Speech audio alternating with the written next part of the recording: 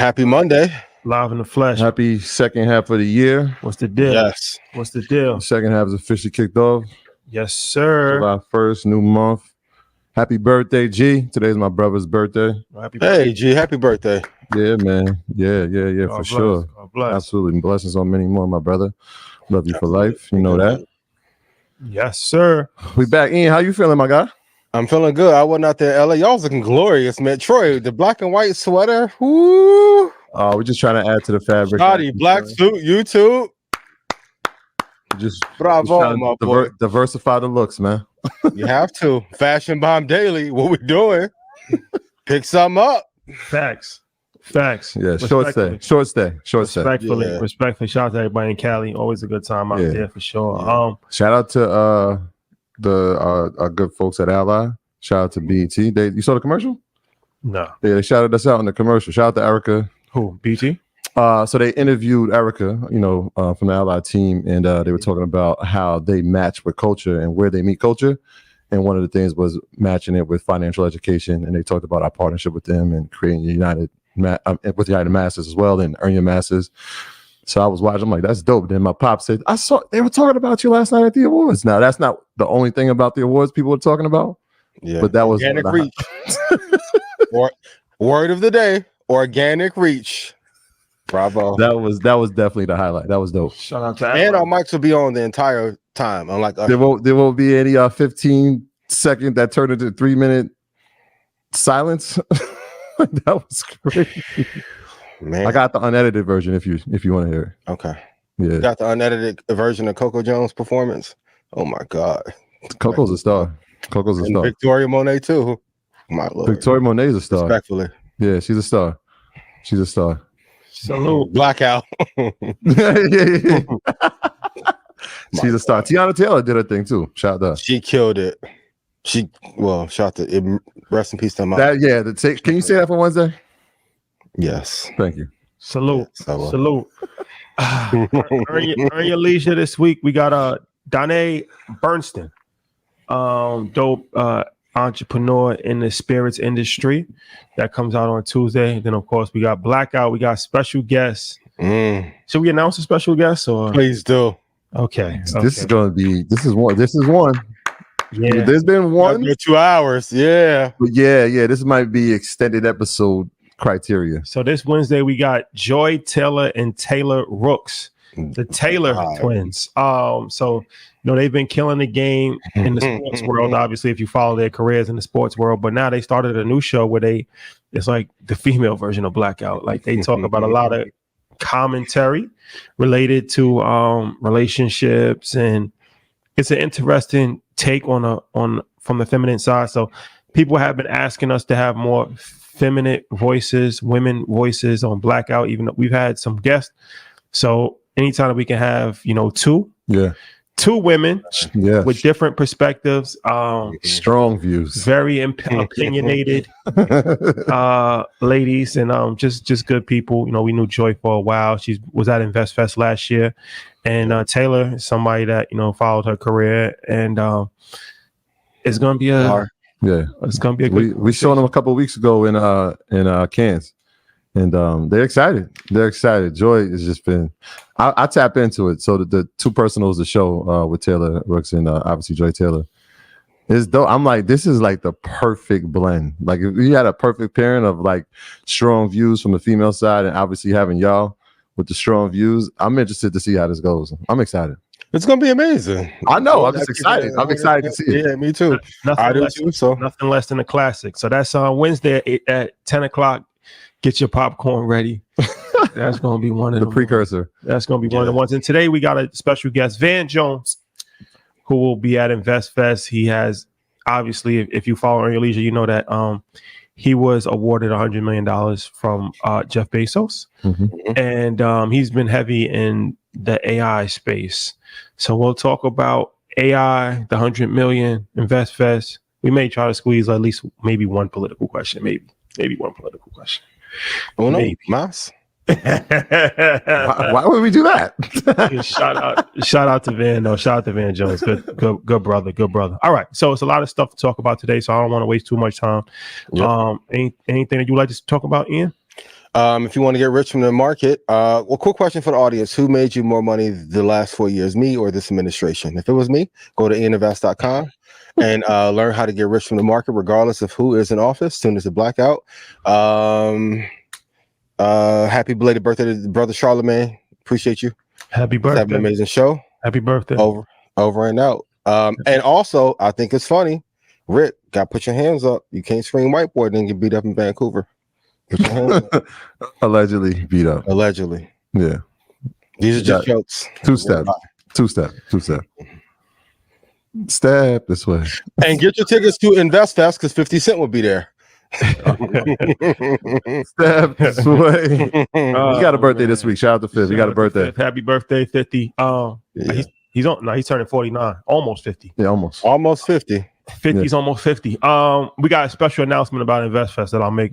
Every week we're gonna have a special announcement, so I'll make a couple minutes into the show. But disclaimer. Let's do it. You know how this works. Doing your own research. Our content is intended to be used and must be used for informational purposes only. It's very important to do your own analysis before making any investment based on your own personal circumstances. You should take independent financial advice from a professional in connection with, or research and verify any information that you find on our show and wish to rely upon for the purpose of making an investment decision or otherwise. Y'all know how this goes, man. Continue to do the research, continue to share the research, give credit to the person you heard it from or the people you heard it from or the community that you heard it from. That's how we grow. It's greatly appreciated. Let's keep making money. Love is love, y'all. Let's do it. Yes. All right.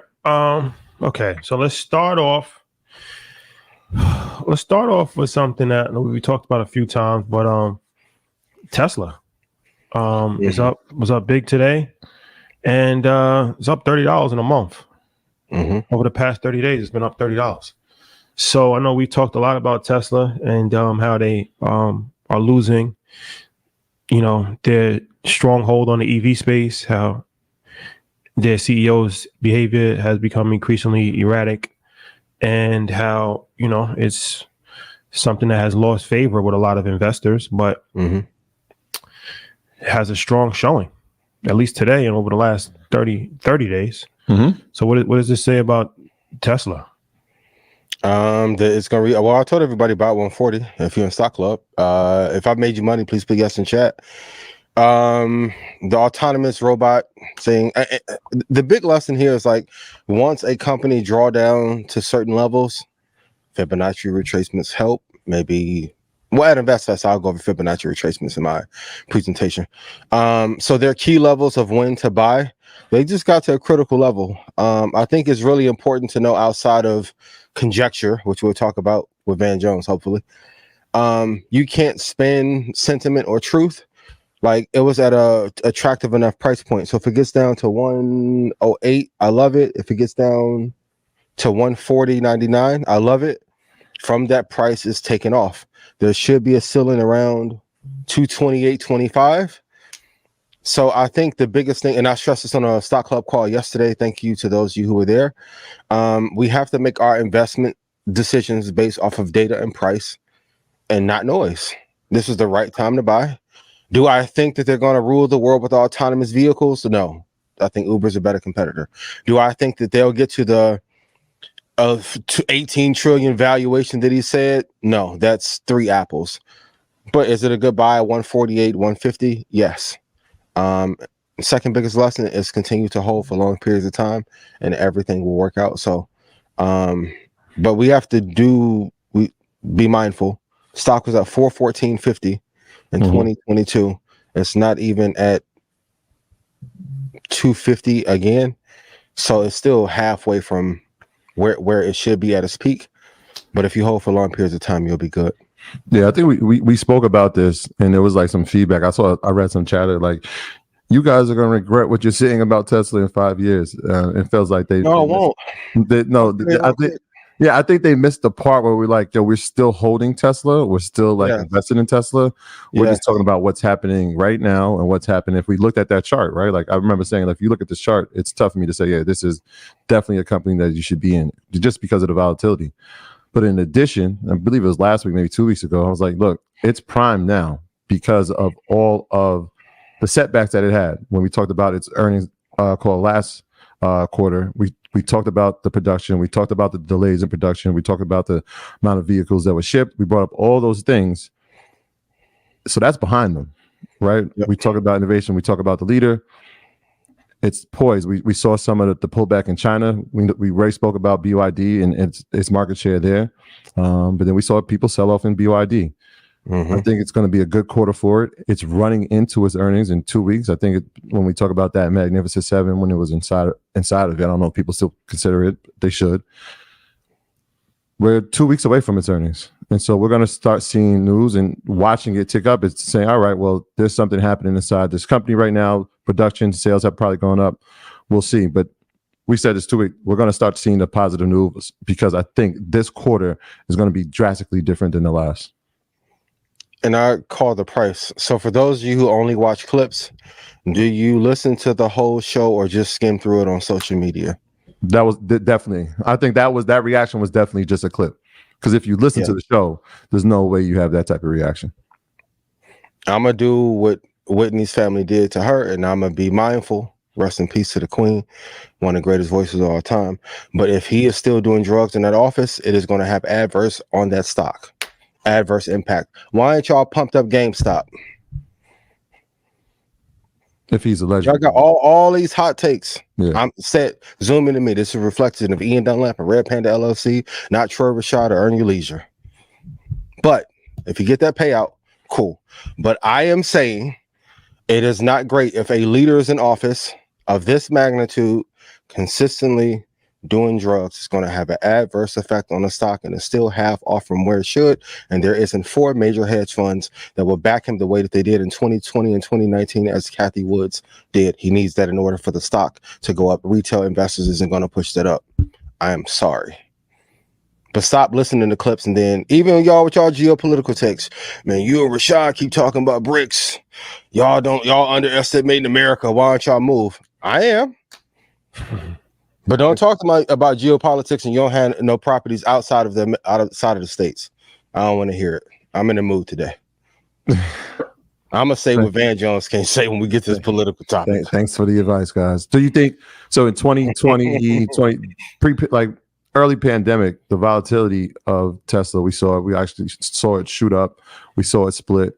A lot of it was institutional, but there was a retail push again from the stock.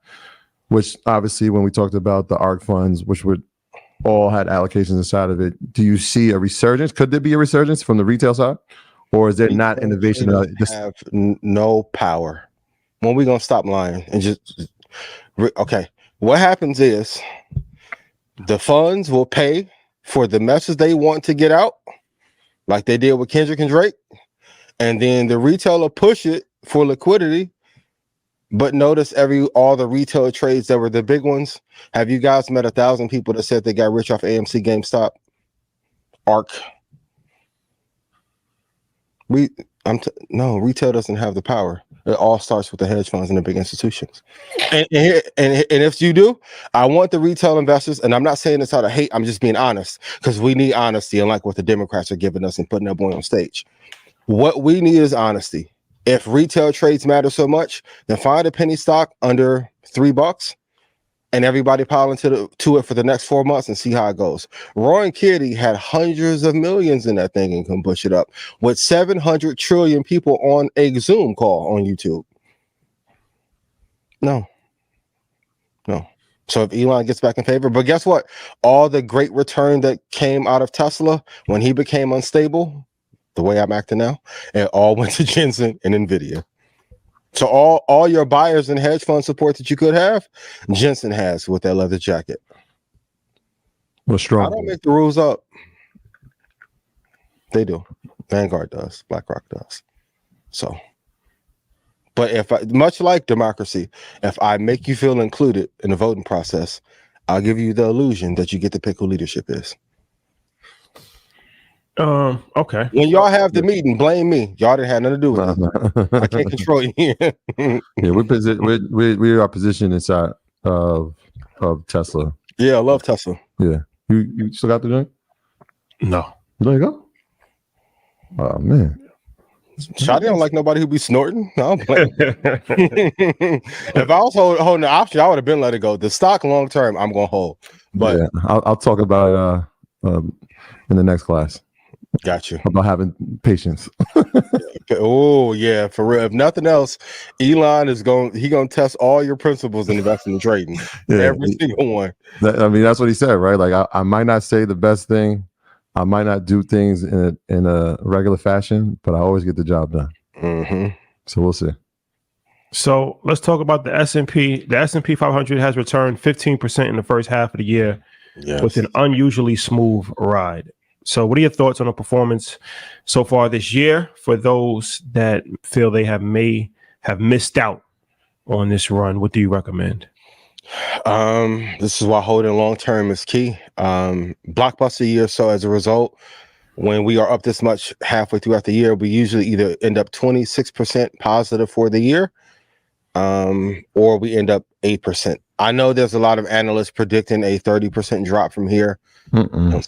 I don't see it happening. I don't know where you're getting your numbers from. If you get the new iPad with the Chat GPT in it, you'll see that your mathematical formula is off. So maybe you need to adjust. But I think we should end up at least 21% up for the year. The biggest lesson is to hold ETFs and indexes for the long term. I don't know. I know two index has almost become like catchy and gimmicky at this point, but there's a reason why. If you look in 2020, SPY was at 227. It's now at 545.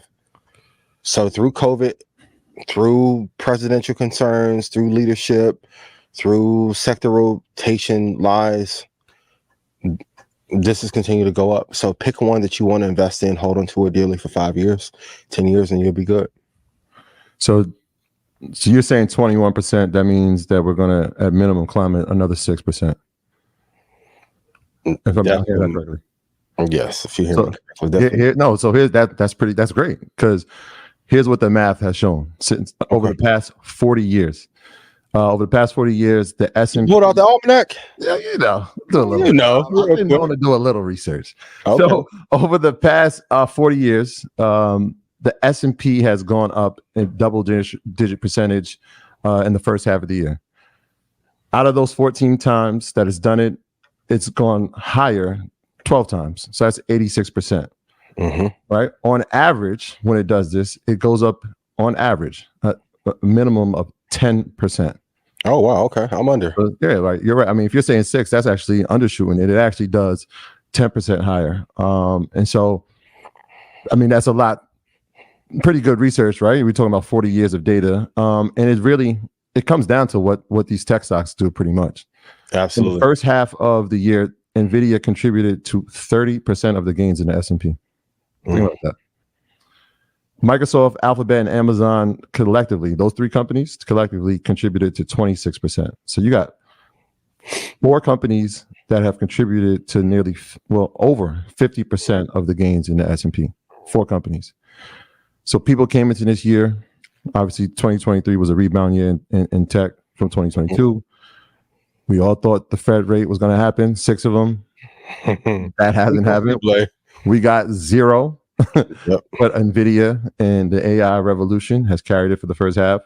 The question is, so people asking, should they get in? Well, yeah. What are your thoughts on the AI revolution? What do you think about NVIDIA? And with the presumed, let's say, 2 Fed cuts, that will probably happen, do those conditions warrant you to say, yes, it's time. This is, based on the research that I've done, this is a time that I should get in. People talk about pullbacks all the time. Can it happen? Yes, it's happened 2 times out of the last 40 years when the S&P has had a double-digit gain. So is it possible? Yes. What does the historical data show us? 86% of the time it doesn't. Yeah, we can make this more complicated than it needs to be, but it's always a good time to invest in the S&P 500. That's the whole point of the index fund. And any research, whether it's Warren Buffett, whether it's Paul Tudor Jones, everybody has always championed index funds as the safest way to invest by dollar cost averaging, by putting amounts of money into it every single month, because you get the total market. And so it's never a bad time to invest in index funds. that's the easiest way to go. Like I said, we can make it more complicated if you wanted to. Yep. If you want it to be more complicated because you feel like that's going to help you in your quest for superior information, and you feel like you're a market expert. But the short answer is that you should always invest in the S&P 500 every single month, because that's the most intelligent way to actually go about it, and it's the safest way to go about it. But before we bring our guest on, I do want to make a special announcement in regards to InvestFest. As I said, every week we're gonna be rolling out announcements every week. So last week we did 50 Cent. Shout out to 50. This week we have a special announcement courtesy of the good brother Steve Harvey. So SH, as we call him, Steve Harvey, of course, he will be back at InvestFest for the third year. And we haven't announced what he'll be doing yet, but he'll be back at InvestFest for the third year. But this week, he and his team put together an initiative where we're going to be doing a raffle. InvestFest raffle from now, July 1st to July 7th. So this week, from Monday to Sunday, anybody that buys a general admission ticket will be entered into the raffle. What you will win if you win the raffle, and 5 people will win the raffle. So it'll be 5 winners. $1,000 in cash, a meet and greet with Earn Your Leisure and Steve Harvey, all expense paid trip to InvestFest, which includes a flight and a hotel. If you live in Atlanta, then you don't have to worry about that, but you can still get the hotel if you want it. VIP ticket upgrade. So you'll have a VIP ticket instead of a general admission ticket. Tickets to Family Feud or Judge Steve Harvey show. Really? Yeah. And one year membership to EYL University, and then also access to real estate and business creation courses that we have under the umbrella of EYL University, which is the Home Buying Blueprint and the course that we created with Miss Business. So that is running for this week, right? And if you previously have purchased a general admission ticket, you'll be eligible as well. We'll do a raffle live on Market Mondays next week. So you won't think that it's a rigged game. That's not my cousin. We will literally be doing the raffle live on Mondays. We'll announce 5 winners, and then we'll contact those winners, obviously, and we'll coordinate everything. So long story short, if you buy a general admission ticket from right now, July 1st to July 7th, you will be eligible to win $1,000 in cash, a meet and greet with Earn Your Leisure and Steve Harvey, all expense paid trip to InvestFest, hotel and flight, VIP ticket upgrade, tickets to Family Feud for you and your family, or Judge Steve Harvey show, either or. 1 year membership to EYL University, and access to our real estate and business creation course. So get your tickets if you're one of these people that are playing the waiting game. This is a good week that you should actually probably, because prices will go up soon. But outside of that, this is the Steve Harvey InvestFest raffle week. So we're going to be trying to just do different things every single week to kind of just, add different announcement, different initiatives. We did the Nipsey Hussle business grant. We announced 50 Cent. This is the Steve Harvey InvestFest raffle. So every week we'll be doing something different, initiative, different things to kind of spice it up. So that all expense trip is definitely great. But to me, the biggest thing outside of the $1,000 in cash is the meet and greet is whenever you can meet somebody like SH, and to a lesser degree ourselves, it's always beneficial. Very rarely do you have opportunities to kind of have that face-to-face interaction. So, hey, people paying $1,000 to take a picture with Chris Brown. Yeah, CB. Shout out to CB. With I maybe not announcing my meet and greet. And hey, with party other conditions. But when you I know you upset because of a little video shoot. This you do, my boy. I know this is blackout, but I'm gonna give you some investing advice. Your career is hanging on by a thread. Leave Chris Brown alone right now, my boy. Who's that? You said that with Chris? Party next door, because he had his old girl in the video. And party up the party. Yeah. Chris Brown. Drake. Damn.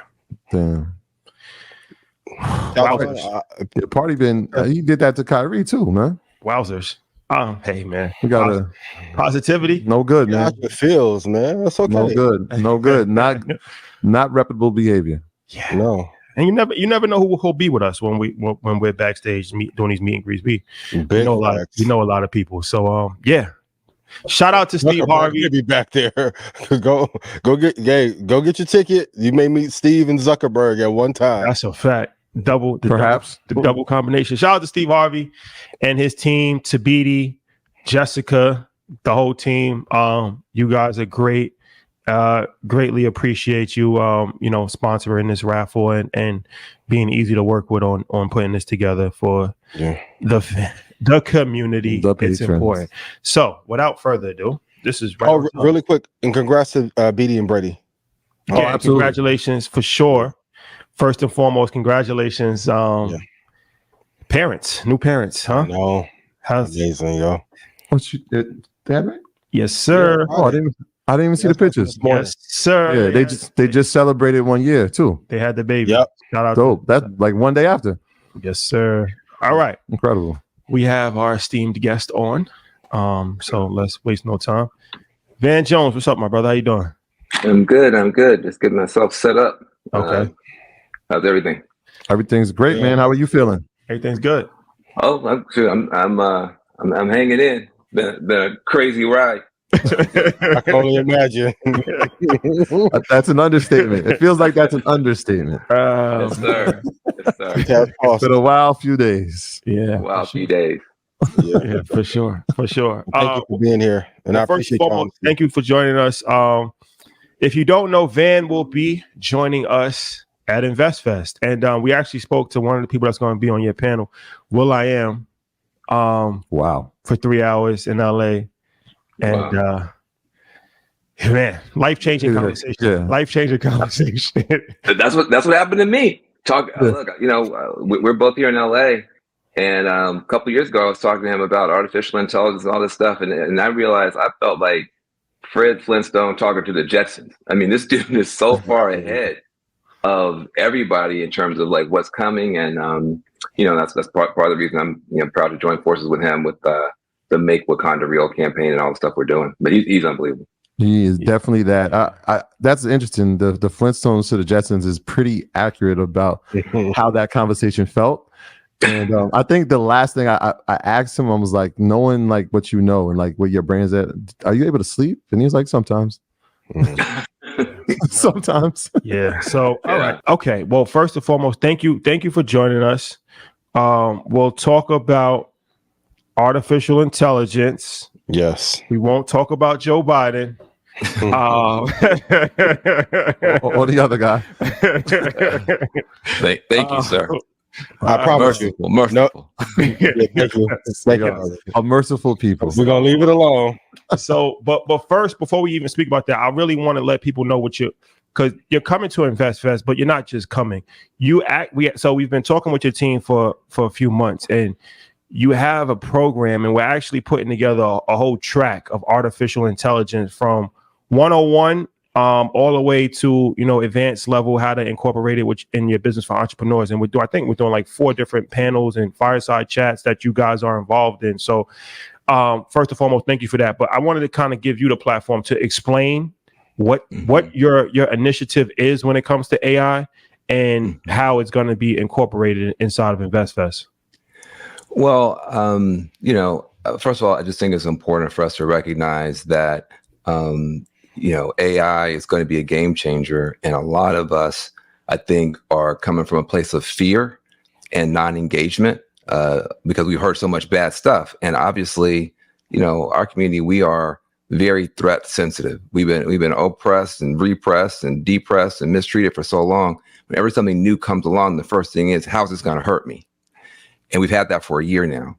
But it's time for us to look and see, how can it help me? Because Dr. King wanted equal protection from bad stuff, but he also wanted equal opportunity, equal access to good stuff. This is going to be a multi-trillion-dollar impact. And people keep telling me, well, Black people, 99% of Black people don't know anything about AI. That's true. And 99% of white people don't either. That's called equality. That's called an opportunity. That's called jump ball. And so if this is going to be the most creative, disruptive tool ever, we're the most creative, disruptive people ever.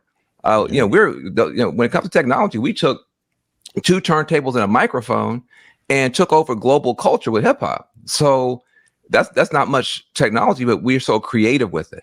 Now you've got these incredibly creative tools. We shouldn't be running away from them. We should be running toward them. And so my not-for-profit organization, Dream Machine Innovation Lab, we teamed up with will.i.am, and we launched a campaign in November called Make Wakanda Real. In other words, why should our imagination only be on the negative side? What about Wakanda as an imagination jumping off point where, we have the best technology in the world and we're using it for good, and we're using it in a heroic way. We're using it in a spiritual way. We're using it in a way that honors our ancestors. Why can't we grab this technology before anybody else moves on it and move first? And if we do that, this might be better than reparations. I mean, this might be a way we can put a lot of these, banks and other people on a back foot. So, but how do you do that? That's easy rhetoric. So what we decided to do was to create the Dream Machine AI Academy and teach, basically get people together and teach folks for free how to use all these tools that are out there that, without instruction, you may not be able to feel comfortable with. The weekend of Juneteenth, we went to Atlanta. We had the first ever Dream Machine AI Academy. We had about 500 folks show up, mostly Black folk. And we taught everything from how to make a film, how to make a business plan, just unbelievable stuff. And we had the backing of Microsoft. So we had the backing of Amazon, Microsoft, and others. And we literally were able to create like a Saturday school. And the youngest person there was 3, the oldest person there was 70, and everybody came away really surprised. This could be a jetpack for your business. You can save a bunch of money because you're using AI tools. You're not gonna have to pay for it as much on the marketing side, on the creative side. It can be a jetpack. If we wait, it's gonna be a hand grenade. But if we move first, it can be a jetpack for what we're doing. And so that's what we're bringing to InvestFest. I'm looking at the classes, and on the call, we kind of spoke about it. And I was like, man, I wish we could be there to see it. So we had advanced AI prompting, AI imaging making, filmmaking, music tools, using AI to develop discretionary income, all these things. As you saw it come to life, what did it feel like? What's been the feedback from that initial class? Well, the feedback was unreal because for one thing, I think people felt hopeful. It's like the political situation, the economic situation, even the weather, everything seems depressing. But here's this whole new set of opportunities that nobody has ever really had before. Not just Black people. Nobody's seen tools that can do this. And so we've never had this in 400 years. We never had the opportunity to be on the ground floor of something like this. Usually you have to have so much capital. It's hard to start, a factory. It's hard to start an airline. It's hard to start a gold mine. That type of stuff is usually out of our reach. This is readily available tools just lying around. And so it's really exciting. And then, there also are already a lot of Black folk who are in AI who I didn't really know existed. It's not like we had to go get a bunch of white folk to come teach us. Ashley Lawrence is a brother at Microsoft. He came and was on the first panel. This dude is like one of the top AI people on planet Earth. His brother. There's another leader named XIE. They came.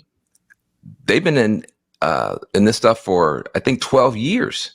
They're the person who made AI able to recognize Black people, because AI at first was calling us monkeys and stuff. And so this person had to step in and fix that. So, and X is dope, just young and amazing. And so we had Black experts who could break this stuff down at the highest level, who came all the way to Atlanta just to be there. They wanted to be with the community.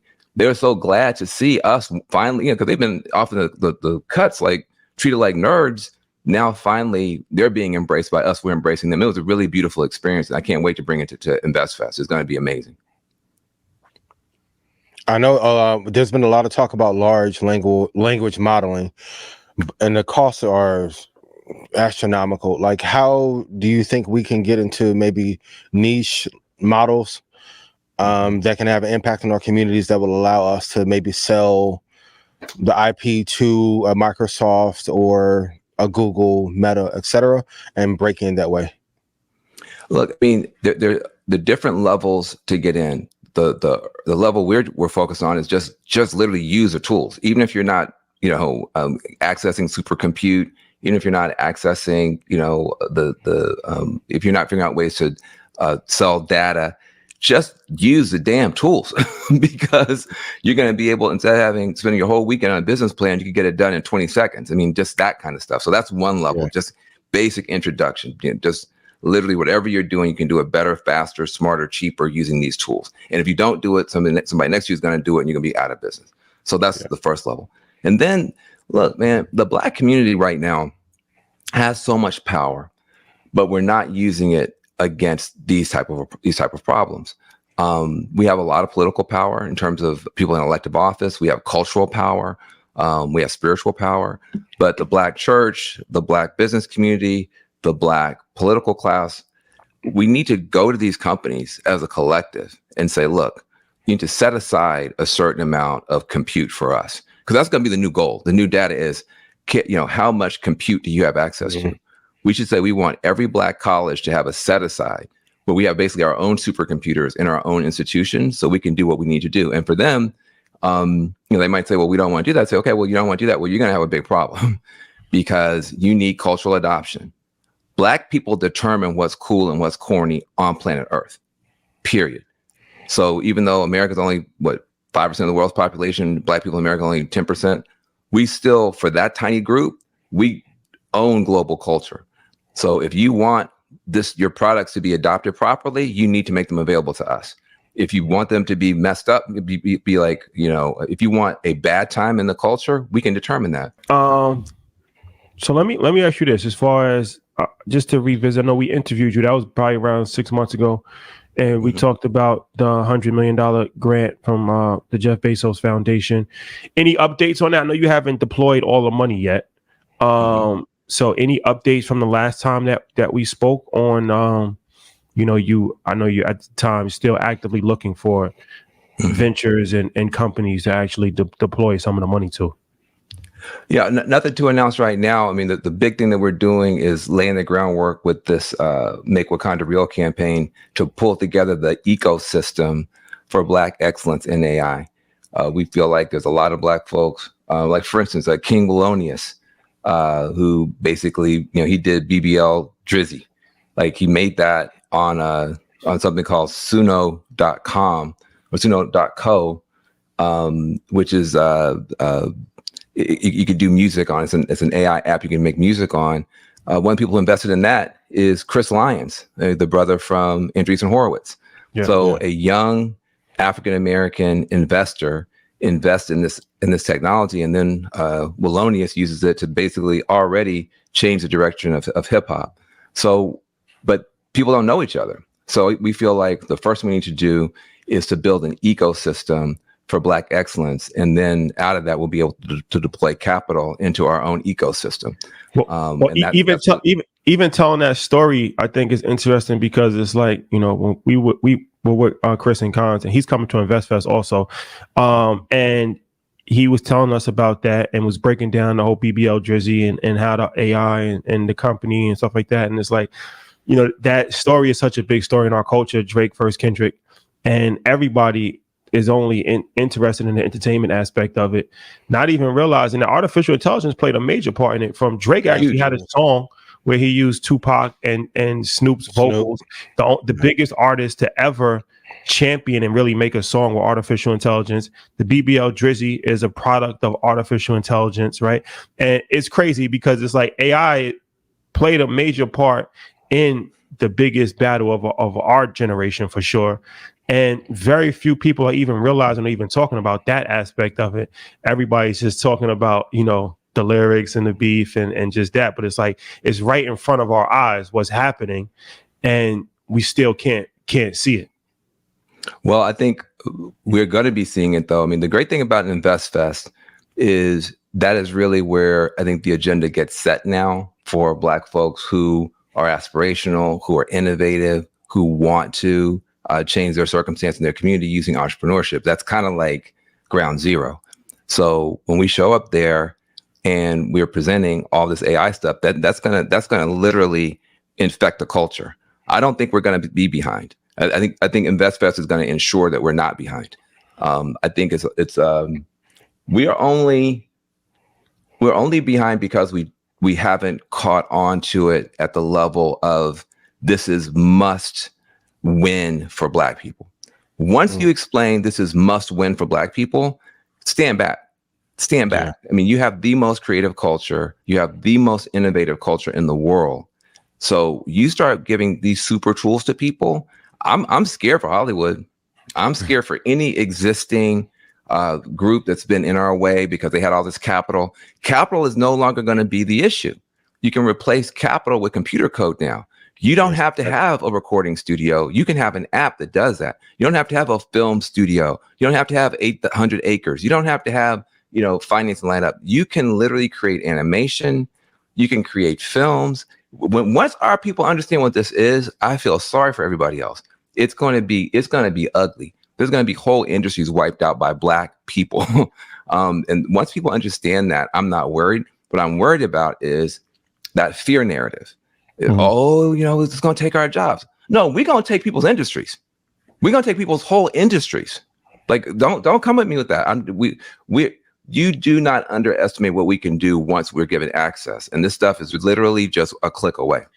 Yeah. What I'm hearing from you is pretty consistent with the conversations I've been having over the past couple of weeks. Obviously with Will I Am, Amin, who I know, who's with the Bezos Fund, even, had a conversation with the NVIDIA team.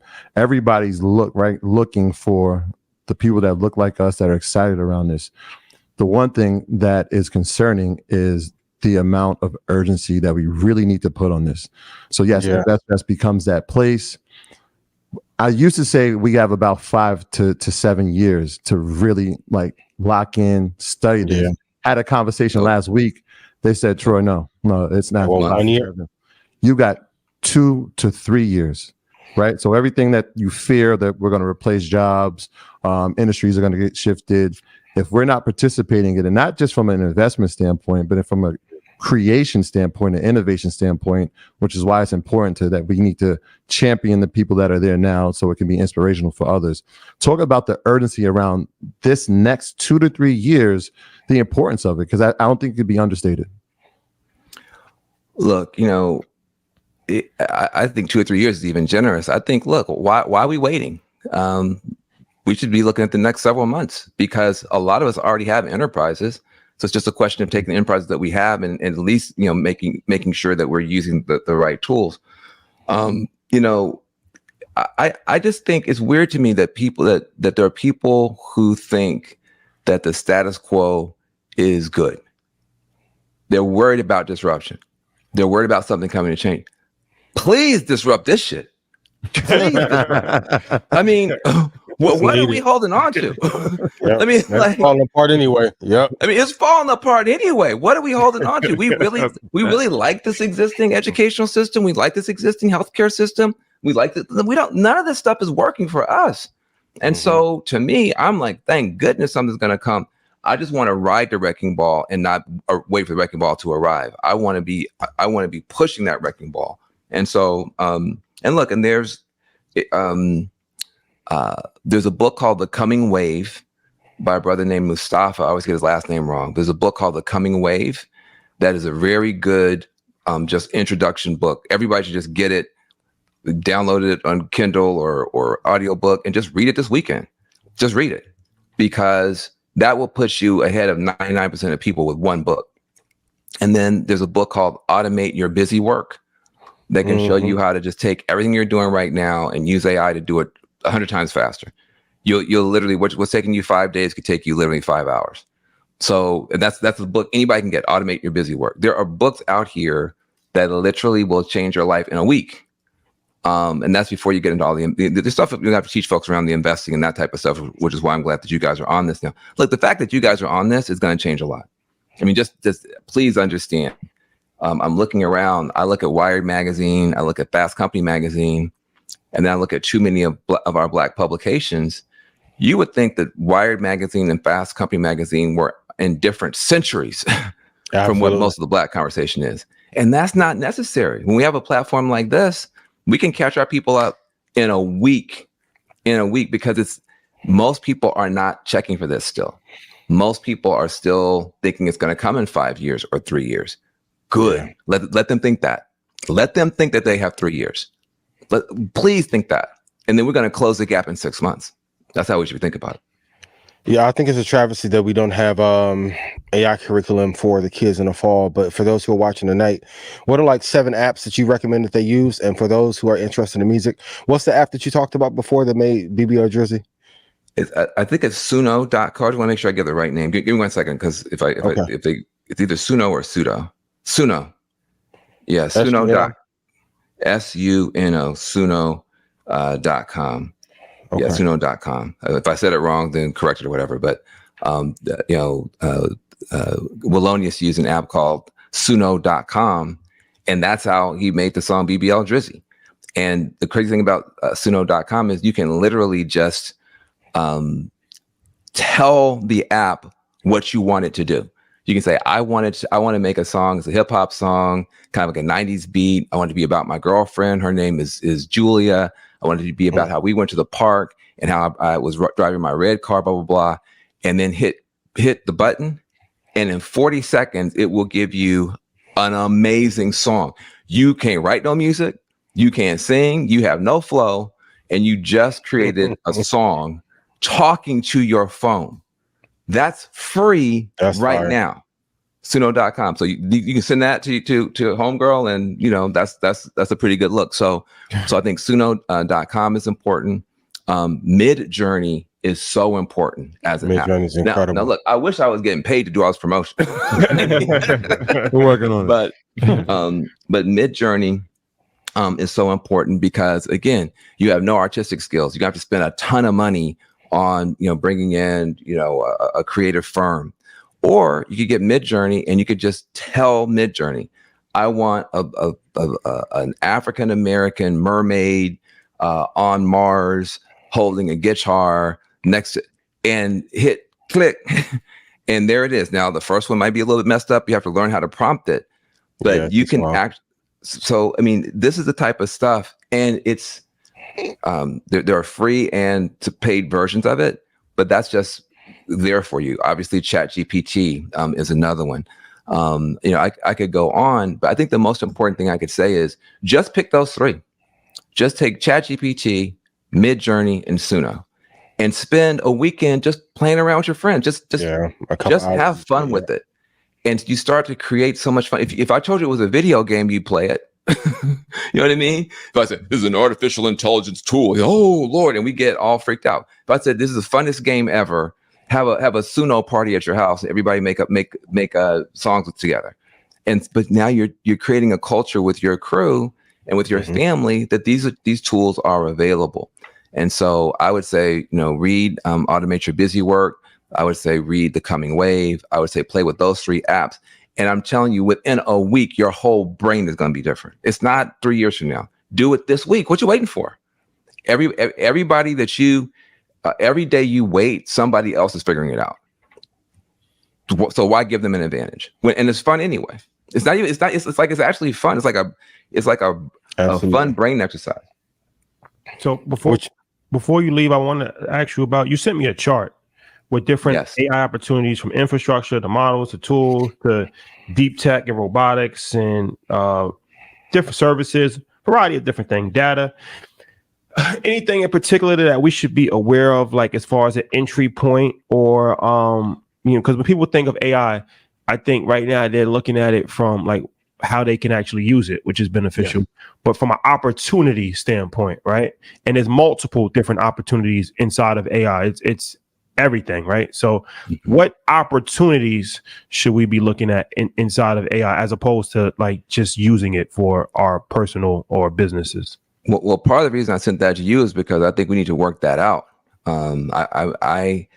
You're the business guys. I'm just like the political guy who just happened to stumble upon Will.i.am a couple of years ago and said, holy crap, this is either going to put Black people at the top or at the bottom, depending on how we respond.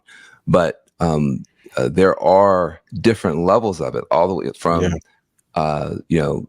it's probably too late to get much of an allocation in some of the bigger models, like OpenAI, like the big stuff. Like that's almost like now plumbing or infrastructure for the whole new system.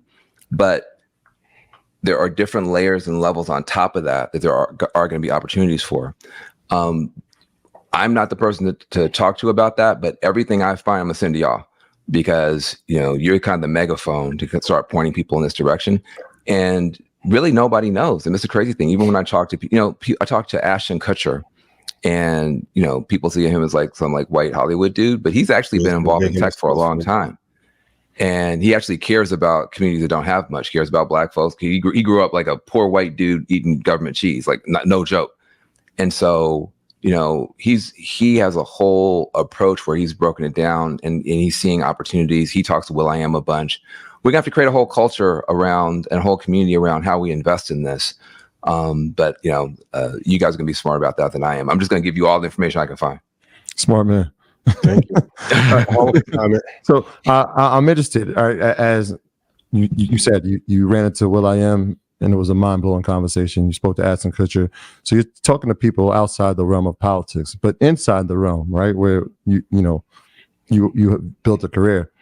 I wonder what the temperature is around AI. Is it just from a regulation standpoint, from an informational standpoint, from a revolutionary standpoint? How is it being viewed in the political world amongst people in DC and throughout the country? I think they're mainly coming from a protective point of view. There's a tension within the government over AI. On the one hand, they're afraid that this is going to be a Frankenstein technology that gets out of hand and causes a bunch of problems. They want to slow it down. At the same time, they look over their shoulder at China, and China has an advantage over us in that we've made these algorithms, but for an AI, data is like oil, like data is like gas. Data is what they need. So China is like the Saudi Arabia of data, because they have 1.2 billion people and no privacy rights. Mm-hmm. So their AIs can get faster, better, faster with no barriers. So they're coming fast. That scares our government, because if they win the AI war, where their AIs are faster and smarter than ours, and they can win wars against us, they can do a bunch of stuff. Yeah. And so this tension between, do you protect Americans from a runaway technology, or do you protect America from a runaway China? That's the tension. And so for me, that's all above my pay grade. That's grown folk business. I'm saying, regardless of what y'all do, I want to make sure that Black people are aware, informed, investing, and empowered. And so, I'm gonna have to leave it to some of these bigger forces are going to battle it out. But no matter what, the thing is that capacities that you need to make your business go faster, opportunities that you have to make money in a new $1 trillion economy, are either here or right around the corner. And there are going to be people who are broke right now who are going to be rich tomorrow because of AI. There are going to be people who are rich right now going to be broke tomorrow because of AI. And our entrepreneur class, I wouldn't bet against us. Really quick for context, can we say that this AI boom is probably going to be 100 or 200 times bigger than the .com boom of 99, 2000? Easily. Plus, don't forget, there are 3 AIs is one everybody's paying attention to, but there's 2 other technological revolutions coming right behind it: biotech and quantum computing. Quantum is going to be crazy. Yeah. So now look, you take biotech, which means, you basically can start reprogramming humans at a biological level to, you can have vaccines for cancers. You could probably start literally creating Captain America super soldiers in about 10 years. That's going to be crazy. And then quantum computing means that almost everything you're doing right now from a privacy point of view is going to be null and void. Because whereas it would take a normal computer, make it up, 100 years to break your password, quantum computing can do it in like 2 minutes.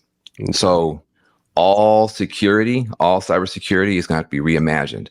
And so there's an opportunity there. But you put the 3 together, AI, biotech, and quantum computing, you're talking about a completely different I mean, it's almost indescribable, the level of changes and the level of opportunities.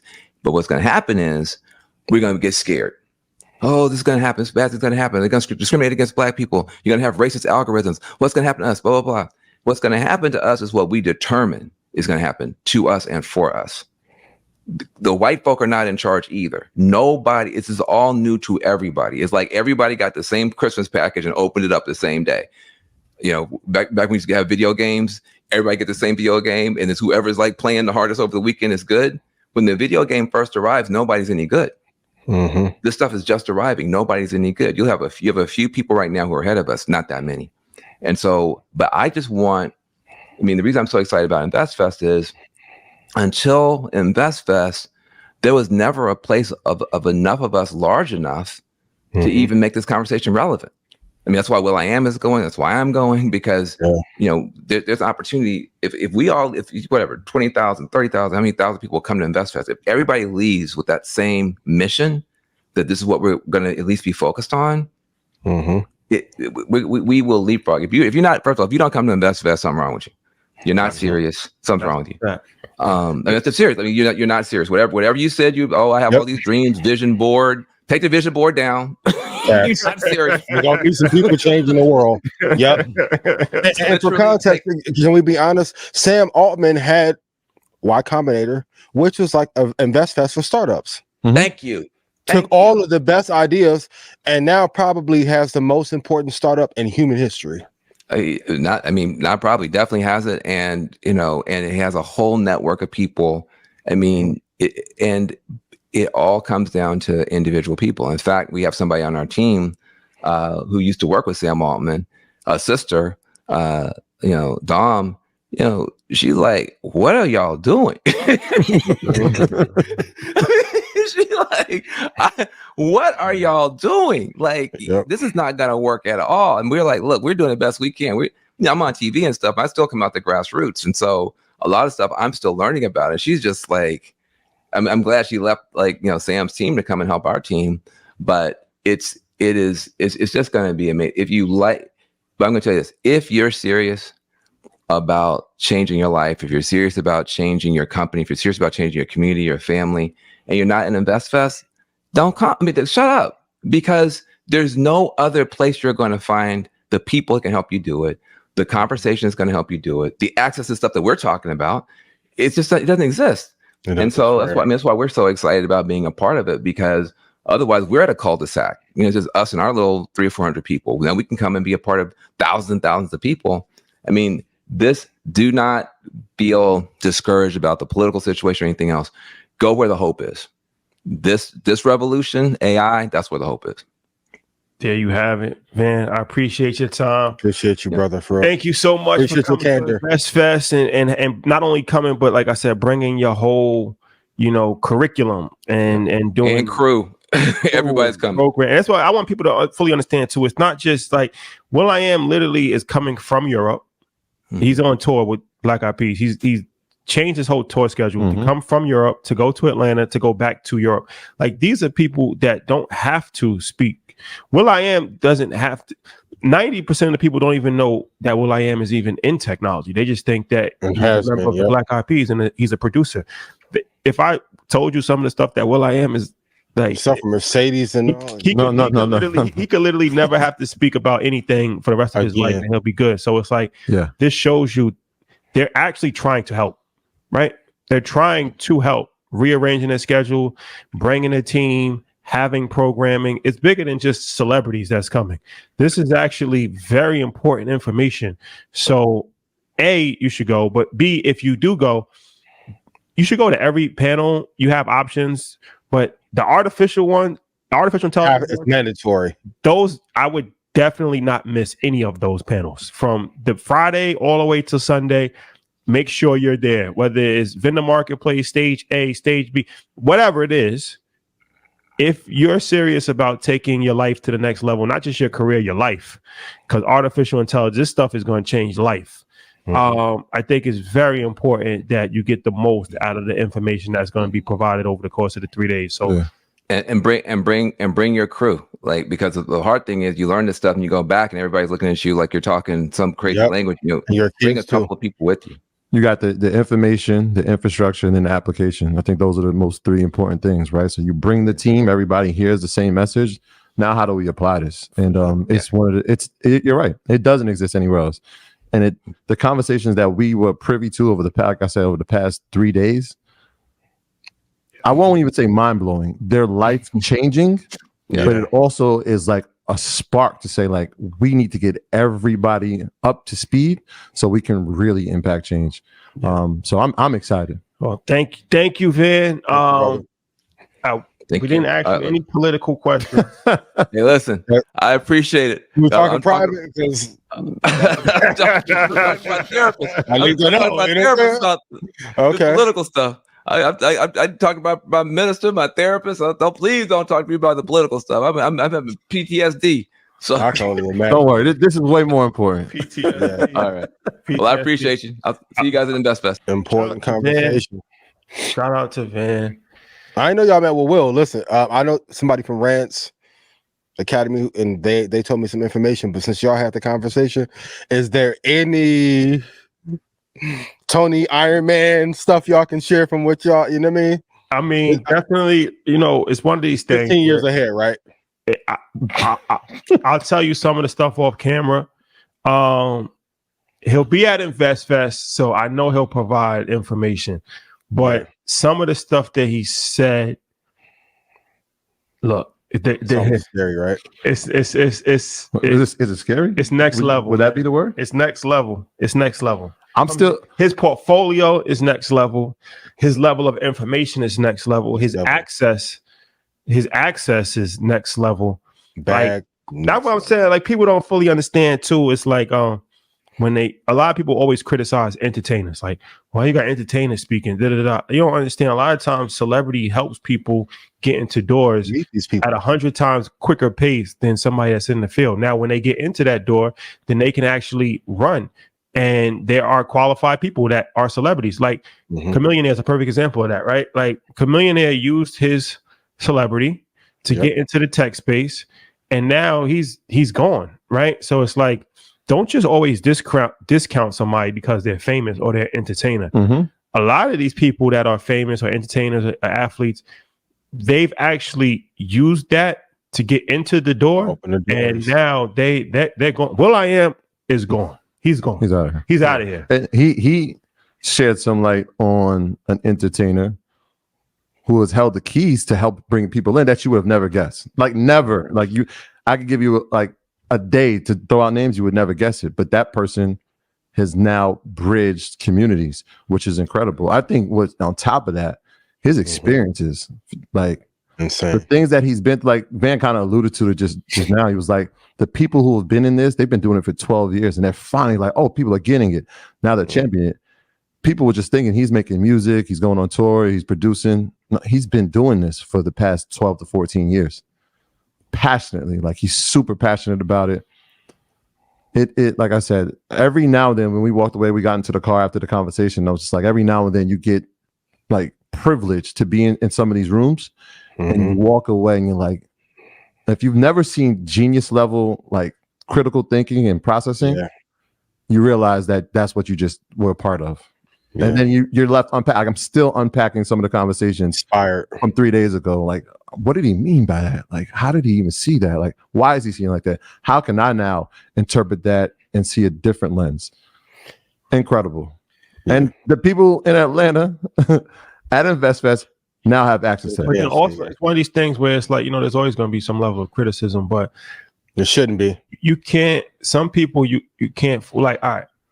You can't fool somebody that just got $100 million from Jeff Bezos to think something is like, okay, Van Jones got $100 million, right? And he's like, yo, I got to drop everything to come to InvestFest. I got to do this. I got a program. Will.i.am is literally out of here. When I say out of here, I mean out of space. He's out of space orbit. Whatever you think, like, imagine your wildest imagination of success. He's far exceeded that. Past that. He's like, yo, I had to reroute my plane to come from Europe to go to Atlanta to go back. Like, okay, these are some of the most important people in the world, right? So you can't fool somebody like that. You can't fool somebody that's literally sat down with Jeff Bezos and Elon Musk and Tim friends Cook with Zuck. and Yep. Zuckerberg. Like, you think that these people are easily gullible and uneducated and are just smoking mirrors? Like, they see it, they like, yo, nah, this is it. This is the opportunity to actually change people's lives right here. Like, y'all got something. This is it. This is important. If they think it's important, you don't think it's important? Like, Van Jones not getting paid to endorse InvestFest. Him saying like, yo, you should come, like, he doesn't have to say that. He has no incentive to say that other than he really thinks that and he really believes that.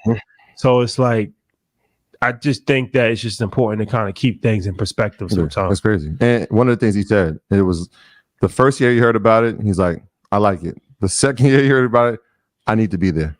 Third year, I got to figure this out. Fourth year, listen, I'm coming. I don't care what it takes. So even though they're on tour, like you said, reroute the jet and then he's flying back, the level of importance. So when this is no joke. I had a conversation with some people in the AI space, and they did tell me it's 2 to 3. But the fact that they're saying, let's expedite this, right? People are working at it's the same thing in any sport, right? The day that you're not working, somebody is practicing and getting better. The further we delay this, somebody is getting better. Right now, somebody is creating, somebody's innovating. We got to make sure that we're part of that conversation and part of that innovation. If the entire world stopped space exploration and Google, Meta, Nvidia, AMD, China, Bezos, all at one time said, we're going to focus on one sector, why y'all asking about cannabis stocks? It's over with. The whole world is set on. Once again, Sam Altman, I said this on Stock Club call 9 years ago, Sam Altman wasn't looked at as a top 200 entrepreneur in the tech space. But what did he do? He threw a conference, was a part of a conference called Y Combinator. He got all the data, all the pitches that worked, all the ideas, and then guess what? Relationships are key.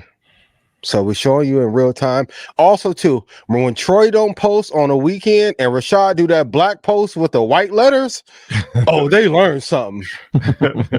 When Rashad I learned something about AI to change my life. Oh, why didn't you text me, bro? I know what those conversations are. Okay, next level. Well, I am Ashton. There's a few people they're allowing for a 2 or 3 year period to be advocates because when open AI goes public, it may not be that much more advocacy.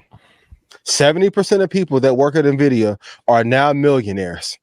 If open AI has better tech, quote unquote, for this new era that we're walking in, like notice they dismantled FANG and came up with the Mag 7 for a reason, for the new tech that is coming. And to all the geopolitical, y'all need to quit fear mongering.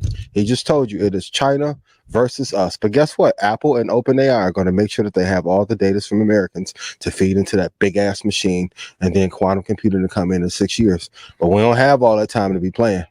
Yeah, I mean, when we talk about the health of Apple, we don't really talk about the American sales at all. We talk about how are they. We know what they're going to do here. How are they performing in China? And so if we see sales increase, yeah, it sounds good that they bought a device, but that device has technology that does get data, right? I think it was interesting what you said about China too. That they're the Saudi Arabia of data. That's interesting.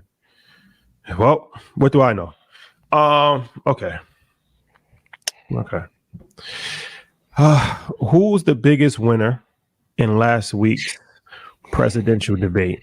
And do we believe it's time for President Biden to step down? Van couldn't be spicy, so can I be or no? knock yourself out. I guess. Sorry? You want me to go lightly? Okay. I think there's an obvious answer, right? So go ahead. Biggest winner is all the international leadership who was looking at us saying this will be an easy win if he stays in office. Is it time to step down? We were talking about this offline. Trump had some lies in there, but he had a solid performance. He took it easy on Biden. To the Democratic Party, I need you to understand this isn't 1980 or 1960. You cannot spin the truth when people can see with their eyes. To the shadow government, I want no smoke. Shout to B613. I'm going to stop there. Should Biden step down? Yes, if they want a chance to win. Are they, and I know Jason Calacanis has been pushing for a hot swap. Are we going to get one? Probably not. But I think it's clear that there is a change for leadership. And I said this in Stock Club too. Notice that after the debate, Hillary didn't say nothing. Gavin Newsom didn't say anything. Auntie Shell for sure is not saying anything. Be mindful of who's not talking. Also, too, back to this AI conversation, Troy Rashad, because I'm done with the little spicy stuff. Notice that all the rich people who aren't talking right now. Why? Because they're building. They're building. They know what's coming. All of a sudden, hey, Bill Gates, if I'm Warren Buffett, I'm not going to leave all your money in your foundation. I'm going to let my daughter do it. There's a lot of rapid changes happening. I think this is a more critical time than 2020, probably by 5 or 6x. So, but I'll pair back to you. I will say, I think it was a pretty obvious who was the biggest winner. I won't necessarily say that Trump had a great performance. Obviously they did the fact check and majority of the things he said were untruths. But I don't know if he even had to. I think it was consistent. I think he was consistent in who he is. I was gravely disappointed in what I saw from our president. I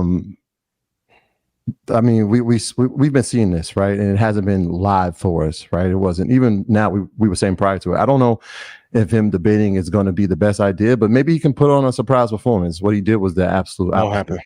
When you are losing train for thought, when you have to speak in a concise fashion. I mean, you at one point it felt like he was throwing alley-oops for him to try to be attacked. It just wasn't a great performance. And I was getting text messages from people I had no idea would be watching. So, I mean, that in one sense is encouraging, right? Like people are paying attention. Maybe they're trying to see, like, if I do it, who is it going to be? And I think we're back to the people who are going to support him are going to support him and vice versa. But it's tough even for me, like who I said, like there's a chance that there will be, when it comes down to November, there's a lot of time until that point, there could be a change. I'm gravely concerned. Democrats, get your house in order. Gravely concerned. I wasn't, when I heard some of the political columnists, I read some and the strategists who were on network TVs, when they were calling for him to step down, I felt like that was responsible. I did. That was my initial reaction. Like this is like, we can't see another performance like that. In fact, there should be no more debates. Like, I don't know if that's a strong point. And then obviously the health concerns came into it. Like, yes, this is an 81-year-old man. I know people hate when we bring up ageism, but it's a factor. Then it was, maybe he was sick. Now, that was the first day. And then the next day when I see him do a rally and say, I'm not the greatest at debating, but I still know how to run this country. I'm like, oh, he's just going to double down on this. I thought it was a horrific performance. And so I understood people calling for him to step down. The problem is it too close? Who's the person? That becomes a whole nother thing. But I'm gravely concerned about what the Democratic Party looks like over the next months leading up into the convention in August. Shout out to everybody out there that has to hear information from white media to be confirmed. I said he had no chance of winning 6 months ago. What do you mean that heard from white media? A year ago. I'm saying as far as now, everybody is like in an uproar. Like, yo, like this is obvious. What happened? This is obvious. But, like, there should be no surprise. I'm not just talking to you specifically. I'm saying not me. I'm just saying that. I'm just saying, like, there should be no surprise that this happened. Even Ian had been saying that he had no chance of winning. Even when I went to Congress and I met with them and I said, like, I literally said, I don't see how he wins. I don't see how he wins, right? But because in all fairness, the common sense, you see somebody, right? The public support is not on his side. Right. We already know that foreign policy, he's been getting killed from foreign policy. Millennials don't like him. He's losing black support by day. Black men are totally. He's eroded that base. We ain't gonna forget about the super predator comments, because the Latin community has not supported him. Donald Trump has been seen as bulletproof. The guy got 32 felonies and then raised $100 million after that. The writing's on the wall. So it's like it took this to happen, and then everybody is like, "Oh, we need to have a meeting." If you would have listened to the people. Right? Not just me, the people. They disregard, even when we do a poll. We had Roland Martin on, shout out to Roland. But when we did the poll, we had 3,000 people that voted. And we told Roland Martin, look, bro, 55% of the people said they're going to vote for Donald Trump. Well, they could be bots, and it's not. We don't know how accurate the poll is. Data, not accurate polling. You, people can see. He won't go on Rogan. We're telling you what is happening in the streets, right? We're telling you the census of the people, and then it's like, well, it's not a credible source. We don't know. This is not okay. If they would have listened 6 months ago, right? Now you can't change candidates now in the summer. That's going to be crazy. 5 months before the election, they could have avoided this problem 6 months ago if they really listened to the people. They tried to disregard the people. They thought that his support was stronger than what it was. They thought the people was going to rally. And now they're realizing like, oh, damn, we might actually be in trouble. And Donald Trump is a pathological liar. And nobody cares because the candidate is not strong enough to check him. If Joe Biden was in right state of mind, as far as like on his toes, Trump just says anything. He's like, oh, this is the strongest economy America has ever had. This is the weakest America is ever. Mexico feels more empowered than ever. We have more illegal immigrants than ever. He makes these kind of statements over and over again. Or you could really embarrass him like, yo, bro, you just saying anything at this point in time. Like, how is this accurate? Like, how is this ever? All he says is ever, never. He uses words like that, right? But the candidate's not strong enough to even check him because mentally, he doesn't even remember what he's supposed to say. So it's an embarrassing moment for America because you have one candidate who is damn near on the depths of dementia and another candidate who is just a raving madman saying anything. And it's entertaining. America. I'll give Donald Trump one thing. He's very entertaining. Yes. Even when he was saying like, I don't know what you said, and I don't think you know what you said either. That's a viral moment. That was funny. That was viral. He's saying these things on purpose, but it's like if he had like a real astute candidate that can actually be politically savvy and like, no, this is actually inaccurate. You're changing your stance on this. You're just saying anything. There's so many opportunities to fact check him on the moment, and it's embarrassing. And it's only going to get worse if they have another debate. ABC's it's going to be even worse because now Trump knows how much he can push and not get any pushback. He's going to go 10 times crazier. He's going to make 10 times more crazier statements. And Biden's going to have so much pressure on him. He might actually just really collapse now because it's like at 81 years old, how much pressure can you really put on somebody that let's just be honest. He's not mentally able. We have to be. And and I don't think and I'm not speaking for you, but I don't think you're saying that with any ill intent. Like, no, and I'm with you. I just think from a cognitive standpoint, it just seems to be, and you see it. But in your own words, after you left the State of the Union, you said that he might have a chance. There's some stuff that you heard that may be able to swing things. They didn't present the facts to me. I don't think I was presented with accurate information. So they just be honest. I'm just fake news. Because there's gonna be people like, yo, but you did say that. So what they told me, that's true. Not seem to be accurate at all. They presented me with information that was not accurate. So to answer our question, do you think that there's no option to step down? Because even with that performance, no, there's an option. Here's the thing. Look how much money was raised Friday after Thursday's debate. How much is raised? I think the last time I checked was at 200. For who? The Democrats? Yeah. It's not gonna matter. That's what I'm saying. Even so, it goes exactly like that face you just made, Ian, is what I was like, wait, what? Did you see Barack Obama? What is tax loss harvesting for? Did you see his tweet? Did you see him tweet up? I saw what he tweeted, but that's not an accurate tweet because you can't compare. I remember when he debated Mitt Romney and he lost that debate. Barack Obama was 40-something years old. He was sharp as I'm only bringing it up because what he led was that you have bad debate nights. I don't recall him having a bad debate night, just because when he spoke, it was concise. He had it wasn't a prompt. It wasn't like we're going to prompt you to say these things. Like, yeah, you're going to speak candidly about things that you know. What I felt like I watched Thursday was somebody that they tried to prepare. And he's, like I said, he's been a lifelong politician. They tried to prepare him. He tried to stay on point, even with what was going on the other side.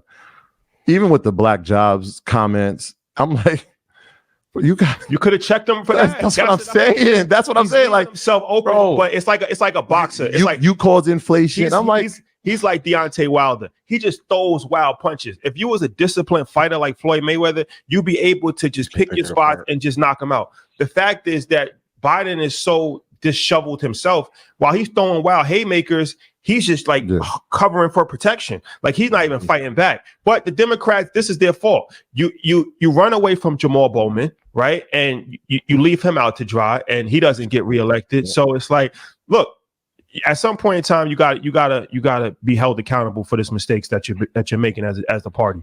You have loyal to support who you want to support. You pick and choose your candidates that you want to prompt up. You pick and choose who you want to accept money from.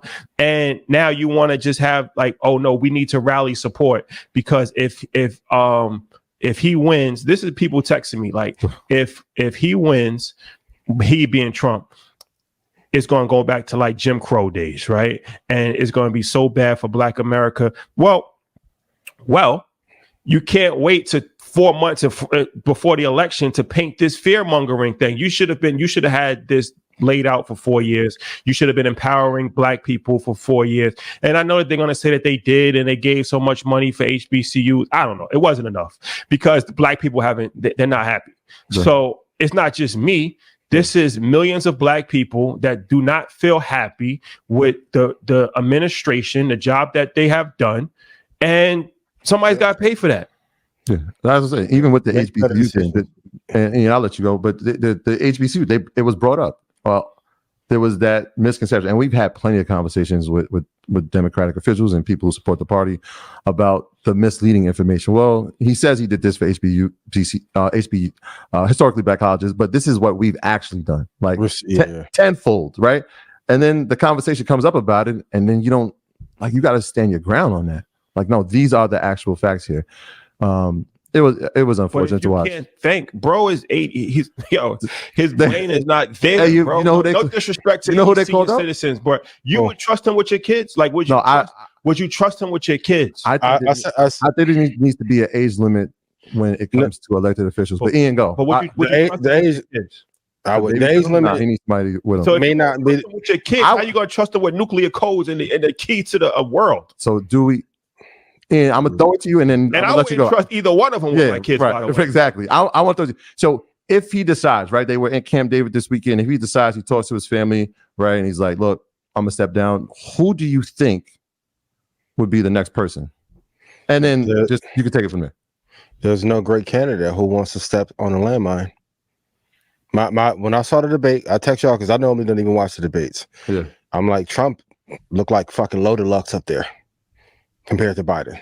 Worst, again, let's be honest, worst presidential performance in a debate in history. Gavin Newsom, who should be golden boy right now, not a word. He don't want to blow a shot now because he knows he's walking into a landmine. On the Republican side, man, where's Mitt Romney when you need him, and Jeb Bush and all the pipeline for great Republicans, right? They shot down Vivek, which probably will not be Trump's running mate. You don't have anybody on the Republican side who wants to step up into this shit show that we have of a political season. That's very telling. So who would I pick? No one that is wise is going to step into this landmine now. They're going to wait for the next cycle. Kamala can't do it. Even the infighting, I'll be very quiet, but the infighting aside, the Democrats, this is the thing that we're learning. 2024, year of the truth and all that. You can't sell people a bullshit product and tell them that it's great. We've seen it across the board. We've seen it with Tesla.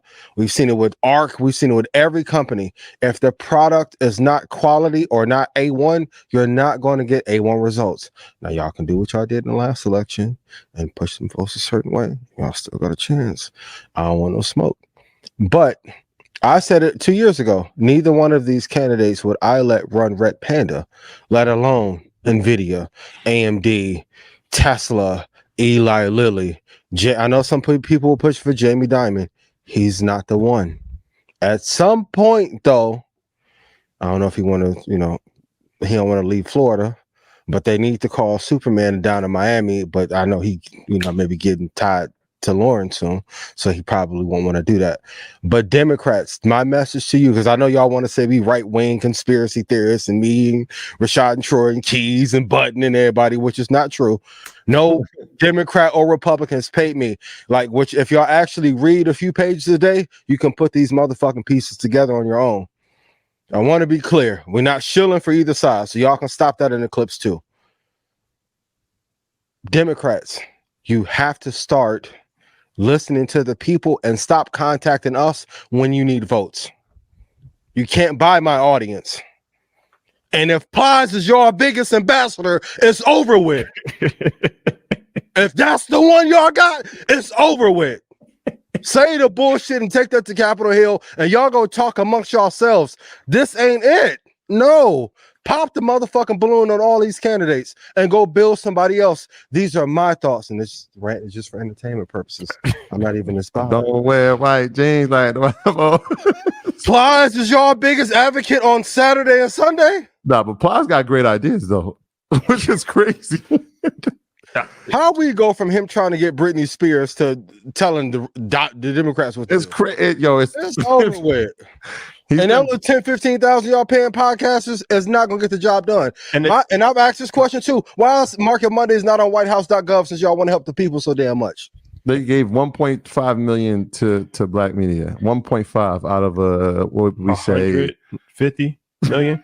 My thing is the last thing. MSNBC, the writer John Head Jones published an article about titled "Right Wingers Are Spreading Misinformation to Black Voters Through Podcasts and Influencers."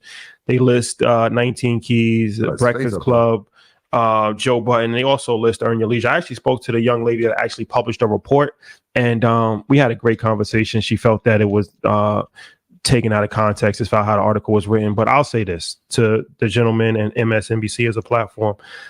It's interesting that you would list us as a platform that has helped spread right-wing information and misinformation, because we've only had Democrats on, from Stacey Abrams to the vice president to Brother Wagstaff that was running for district attorney to Jamal Bowman, you name it, right? We've had a plethora, probably over 20 Democrats on. We've never actually had a right-winger on. We haven't had one Republican on, or we haven't had one right-winger on. So it speaks of desperation that you would try now to say that we're the cause of the Democrats' problems. Look, you have issues. No, we're not the issue, not the problem. We've tried to actually empower liberal voices that we believe in. Yep. So instead of pointing the finger and making up weird conspiracy theories that we are letting our platform be run by right wingers, I think it's time to have an internal look and see why so many black people are unhappy with the Democratic Party, right? Instead of making, those type of articles, it would be more productive to see why the shift has happened. And let me just take a guess. Groceries 4 years ago went from $120 in Walmart to $650.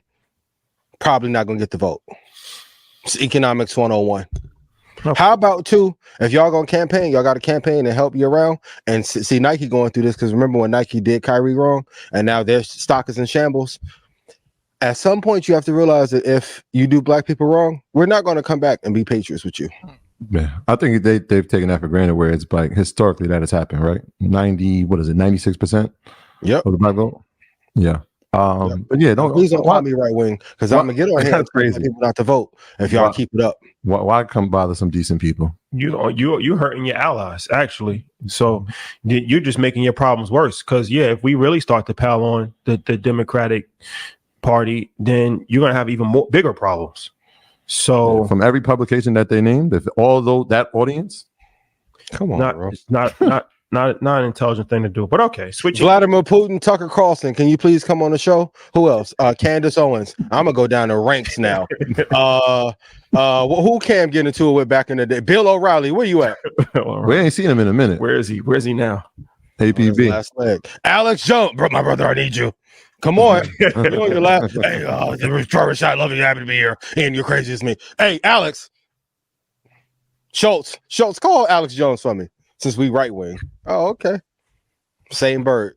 Get shellacked in the fall and then come back. Then 1.5 to black media and y'all want all the black votes and you haven't helped black people. 1.5. What are you talking about, bro? And they try to act like it was a historic thing and we gave 1.5 million. Yeah. Okay. 300 different media outlets. Okay. Let's see how that divides. 1.5. I could divide. 1.5 is crazy. Okay. All right. Warren Buffett recently set up a new trust for his family, his children. He stepped away from the Gates Foundation. So what should we make of this move? And what are the top lessons to learn from his estate planning situation? I think the top lesson is to always keep the money in the family. I know him and Gates have a amazing relationship for a long period of time, but also too, you have to factor in Warren does it one day I'm gonna have a conversation about some truths about Warren Buffett. That won't be today.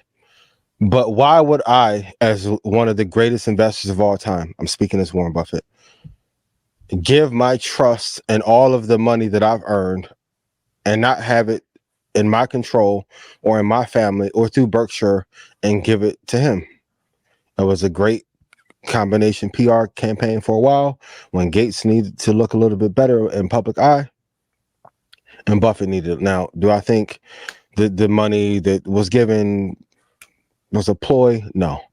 But for that level of scale, when we talk about true generational wealth, when his son is a hell of an investor and so is his daughter, if you read Snowball, you already would have known about the foundation, but why would I give all that money outside of my family to then take care of? Also too, Bill Gates isn't looked upon as favorable. So if a person isn't looked upon as favorable, you then have to start to back away. But I think the biggest lesson, if you teach your family how to invest and you're the greatest of all time, why would I have billions of dollars being controlled by a person that is not inside of my family? Yeah, the number is pretty astounding when we're talking about the money that's been allocated to the Gates Foundation. They started the donations in 2006, and since that date, he stepped down in 2021. His quote was like, he's been an inactive board member. They've donated $55 billion. And the first thing when I read it was like, okay, there's a will, there's a trust, there's a succession plan. We're starting to see some of these things, right? When he sells off shares of Apple, and it's like, no, it's no panic, but you can see succession. But the interesting thing is, and I feel like we've heard Bezos say this as well, the people at that level of wealth, like the top 10 wealthy people in the world, he said 99% of the wealth when he dies is going to philanthropy. And so if it's not going to be the Gates Foundation, I think they might have already created where they actually want to allocate it. So, I mean, planning, I think that's the biggest lesson, right? Planning for nobody wants to die, but we should prepare for it. And he's taking all, he's one of the greatest investors, if not the greatest. But it also shows that there's a financial planning side to this that lives on past him and through him. And hopefully we'll see what the allocation is going forward. Yeah, for sure. 55 billion. I think it's important just on a perspective standpoint. He notified Gates that, there's no guarantee that his foundation will still get money from his estate after he dies, which, it speaks to a few different things. A, he's already planning for his death.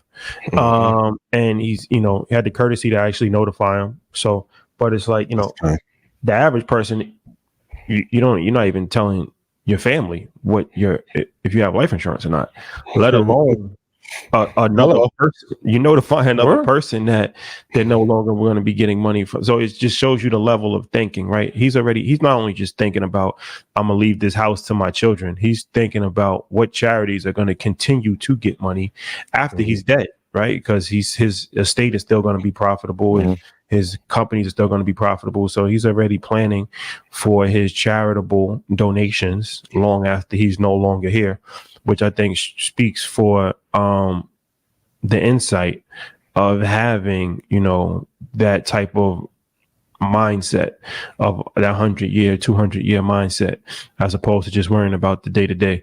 So, that's from a estate planning standpoint. We haven't spoke about estate planning in a while. Maybe we can have a, conversation in the near future about that, but it's important for you to think about your financial plan, not just in the moment now, but, in the future, what your family gets, what legacy do you want to leave? What charities do you want to leave money to?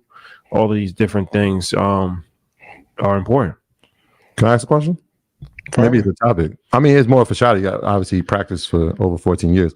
Was that common? Because as you said, I'm like, if I'm creating let's say amongst the married couples that you had as clients, did you find more than not that people weren't discussing that? They weren't telling them what they were leaving behind? Leaving behind as far as what? As far as their trust or their will or even the life insurance policy. Well, people that I was working with, they had communication, but I was working with people that wanted to, do that, right? They were motivated, but most of the people were not my clients. So the people that I was working with definitely, had beneficiary handbook where they actually listed everything that they had, and they made sure that their people, because another thing is like, you got to let somebody know. Mm-hmm. You can put all this stuff in place, and then if you're the only one that knows it, then it's really what good is that? When you die, it's like you're burying the key with you. So you got to have somebody that knows everything that you put in place, whether it's an attorney, whether it's your spouse, whether it's your family, whatever. So that's part of the planning process as well. So the people that I had, but I know that the vast majority of people have not done estate planning. Mm-hmm. The vast majority of people have not planned to leave money to their children, to their family, let alone charities or nonprofit organizations. They definitely aren't thinking that far in the future. So and then company planning as well. As far as making sure that the company is in place. We talk about buy-sell agreements. We talk about having, a plan for that, where somebody's going to die eventually. So if you are the only person that's running your company and you die, well, then your company dies too. So it's like, when Warren Buffett dies, his company is not going to change, right? Like Elon Musk, like all of these people, like, they already have the plan in place, right? Where that's important. A lot of times for Black businesses, it's small business. And if somebody dies, then the business dies as well. And that hurts generational wealth, because it's like, it takes so long to get a operational company up and running. That could take a whole lifetime within itself. And then when you die, now that's gone. Now they got to start from the beginning to start another company. Like, that's almost just as bad as not having life insurance. Like, there's no plan in place to make sure the company continues, then it's not going to be worth anything.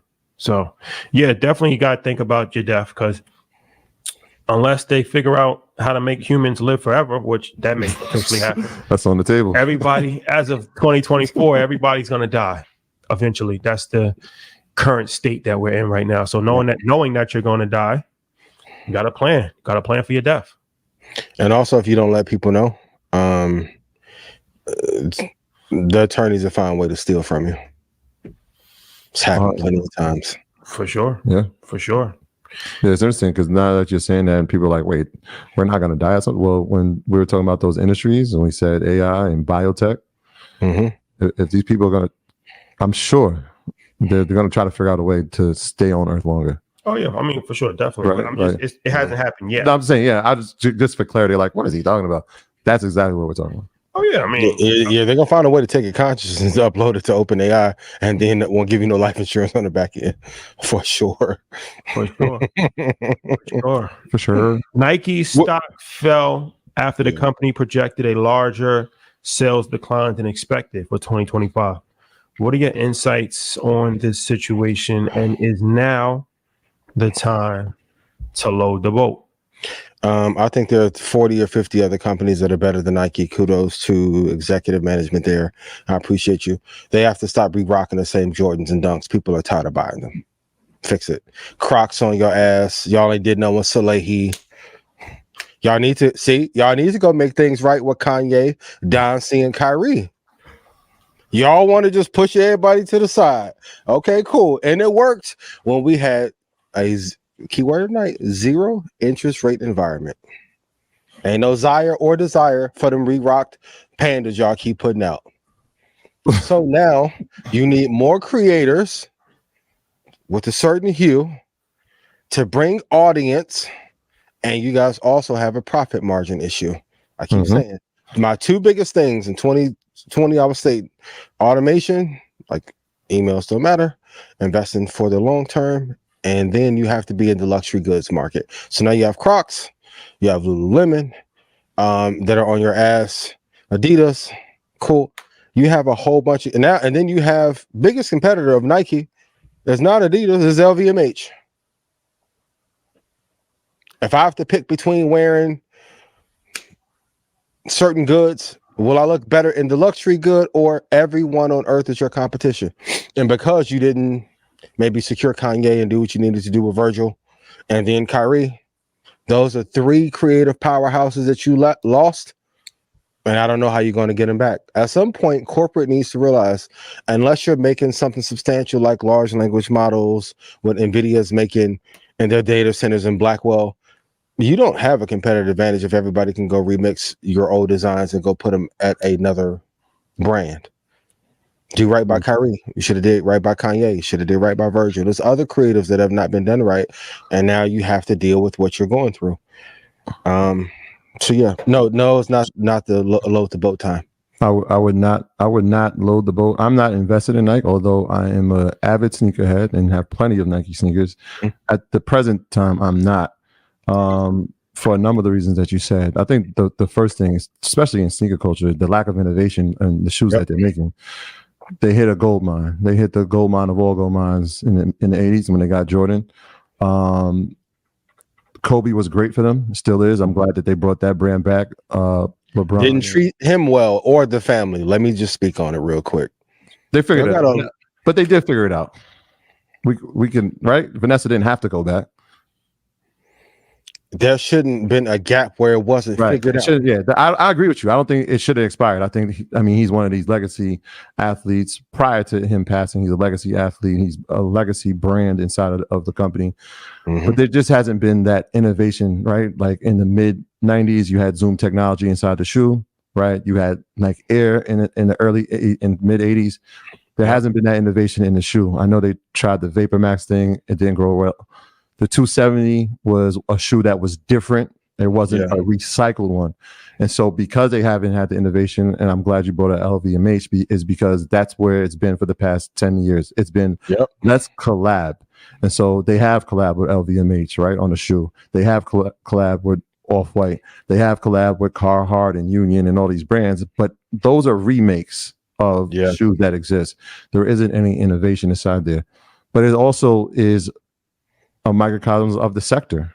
If we look at Lululemon's performance over the past 3 years, down 17%.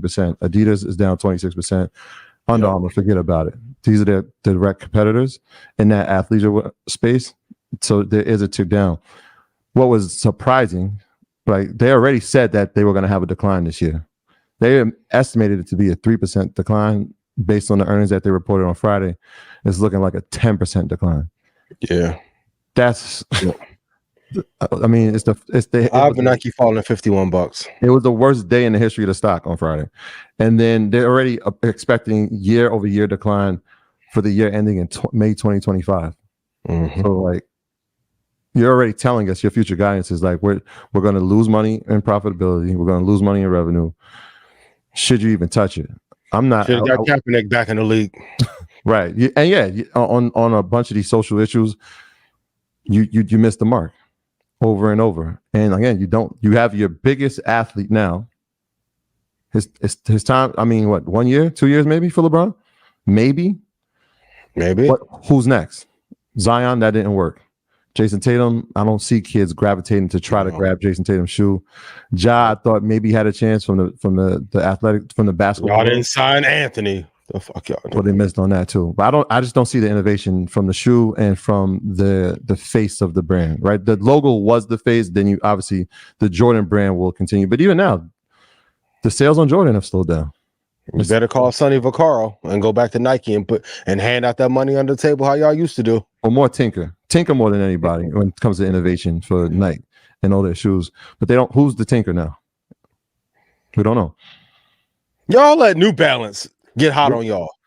New Balance is hot. They on fire. On fire. New Balance is definitely on fire. If you just happen to look, and they have consultants, don't get me wrong, but when you look at like executive leadership, do they look like they may buy a lot of the product that the culture may wear that they're selling to? And that's just not me. I'm with the culture feeling. You got well played. You have to eat your own dog food. But what do I know? I'm just a guy, a right-wing pundit on YouTube. Well, I'm finna go on my little Fox News run. Come on. You wanna go with me? Fox and Friends. The late night show. Oh. Okay. Zero-dated options have become Wall Street's hottest lottery ticket, with stocks like Nvidia and Apple being next in line. What is your opinion on this trend? And if you were to trade them, how would you? That's a great question. I want to swing to you and Troy. If y'all were to trade 0-day options, I know we don't endorse it. Okay. But if we were to trade them, how would you? You know what? I'm not even gonna play around. I'm gonna answer for the both of us. It's too volatile. It's too risky, and like there's a responsibility when you're giving advice and you're giving information. I wouldn't want to put people in the most risky of investments, and so we know the volatility that happens inside of a company, especially within a day, an hour, a minute. Absolutely. I'm not an intraday trader. I've never claimed to be. I don't have the time to do it. Mm-hmm. But I mean, it's that they have it.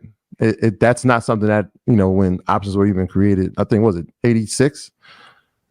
Well, I think it's first for people to know what 0-day options are. So 0-day options means that you can trade a stock. It's an option contract with the expiration date of the same day as trading. And so if today is July 1st, usually you have to, when you buy a contract, it's out to the Friday of that week, right? Or it's out to the Friday of 2 weeks. They're usually on Fridays, but when you're talking about 0-dated, that means the day is today. So I buy a contract at 9:30. I can sell that contract by close. And now, right, these are daily things that are happening. So that for people who are day traders, like for a stock, they do that regularly, right? They buy a stock at 9:45. They could be out of that position by 11:45. That's what they do on the stock side. The option side hadn't had that till over the past 2 years, where it's like, you can now do this intraday and during the same day. So it's really the expiration date is now, which again, super risky, super risky. Okay, all right. Would you do? You're not gonna. I don't have to. I know you're not doing that. You would never do that. Yep, for sure. Maybe someone with a net worth of $200 million that come out of Silicon Valley and teach us how to do it for free. I want the culture feeling. Like, as I said, boy, people, you don't got 9 pages worth of never mind. Go ahead, Rashad. I'm just you said 200 that's an understatement. So Amazon's plans to launch a service to compete with Temu. Temu. Yeah, Temu. That ships directly from China. How do you see this affecting Amazon's market position? And do you believe the venture will be successful? Amazon is a monster. You can't don't play with monsters. No, this is my baby. It's one of my favorite picks. Amazon is up. Stock club holding since 2019. I don't know if I love this move, but if anyone can figure it out, it's them. I know they have to find a way to compete with China. I don't know if they need to compete on the trinket business, but people keep asking how to get exposure into international markets, India, China. I keep saying it through American companies that have deep relationship and headquarters in those countries. Amazon would be one of them. This is one way to get exposure. I don't love the idea, but Amazon's been on a tear. It opened up at 151 this year. It's at 197 right now. Mm-hmm. If anybody can figure it out, it's them. I don't love the idea of it, but I'm hella bullish on Amazon. And then in 2 years, I have them going to 263.19. So I'm bullish on them overall. Yeah, it's interesting. It just reminds me of when they decide to come into a space, they come to conquer. And so Temu is if you're not familiar, I felt like they just popped up out of nowhere. I just started seeing commercials about them, and then during the Super Bowl, I'm like, wait, they had 10 ads run. So Temu is like an online e-commerce like discount site. So it's like almost a Five Below for like e-commerce for items, clothes, and then Shein is another online discounted merchandise site. So those two have been in a space, and they've Shein, that valuation actually got cut down, but was extremely profitable over the past 3 years. They've decided that we want that market now too, right? Yeah. We're going to become the discounted online marketplace for that customer base, specifically in China. How do we grow the base? Well, we'll make things more affordable. We've seen this happen. This is like early days, earning leisure, when we talked about diapers.com, where we come into a space, we'll make it discounted. We'll make it even more discounted than they can. What will happen? We'll take your customer base, and then eventually we'll buy you out and close your company down. Now, will that happen here? I don't know, but it feels like the same strategy. They don't have to do this. They're the number one e-commerce business in the world. But better to hedge and be there than before it's too late. I think that the big thing the Van is trying to stress in the conversation that y'all have, like, the time is now. There is no next year. Drake, I love the Camila Cabello vibe you get. Dang it. This year, my boy, put something out. Cool. Now is not the time to rest and be like, no, I'm gonna wait and see and I'm gonna dabble. No. Get to China, get to India, get to InvestFest and hear what Will.i.am is doing and how to deploy tech and build small language models, and there's some conversations that are being had. You're going to look up in 2 years, the same way some of you missed out on the video 2 years ago, listening to the dodos who may not like us. I know I can be obnoxious as hell, but I'm accurate as fuck when it comes to this investing. If I made you money, please put yes in chat. The time is now, though. This is what they asked. This is crazy. So like Amazon, when I say they told Chinese merchants in an invite-only meeting on Wednesday that the new online budget marketplace will feature non-branded fashion items, household goods, and daily necessities, which will ship directly to consumers from a warehouse on the mainland in 9 to 11 days. 9 to 11 days. But, once they figure out the logistics, that 9 to 11 will turn 5 to 7. Yep. 5 to 7 will turn into 2 to 3. And then it'll be, it's going to be tough to be next day trying to such a large space. But this is the entry point. This is the entry point. So, Shein, Temu, you are on the clock. Yeah. It's gonna be tough. Nvidia. Let's talk about Nvidia. Is there nowhere else to go for returns these days? Yeah, up and stuck and to the right. Stay there. 70% of people, secondary market going crazy on Nvidia shares. 70% of people that were hired in the last 4 years are millionaires as a result. Probably the most important company for this new era that we're ushering in. Hedge funds love them. Pension funds love them. Like sometimes, and I've been saying this too, like, I know you guys have a desire for more information, but more information is going to keep you from getting rich because you're trying to outsmart what has already been figured out. This is what I love. And Troy Rashad, I love you. They showed me that account, and I'm up to 300,000. I've been beating the drum on this for a long time. So normally halfway through the decade, you guys can go look, like around the 4th year or 5th year in the decade, there's a clear winner. And just happens to be last decade. It was Apple's decade. It's looking like it's going to be Nvidia's now. Don't fight the trend. Because the AI space, the sector is so important that there's going to be a preeminent company in the sector. Now, when quantum computing takes off in 6 or 7 years, it may swing back someone's way.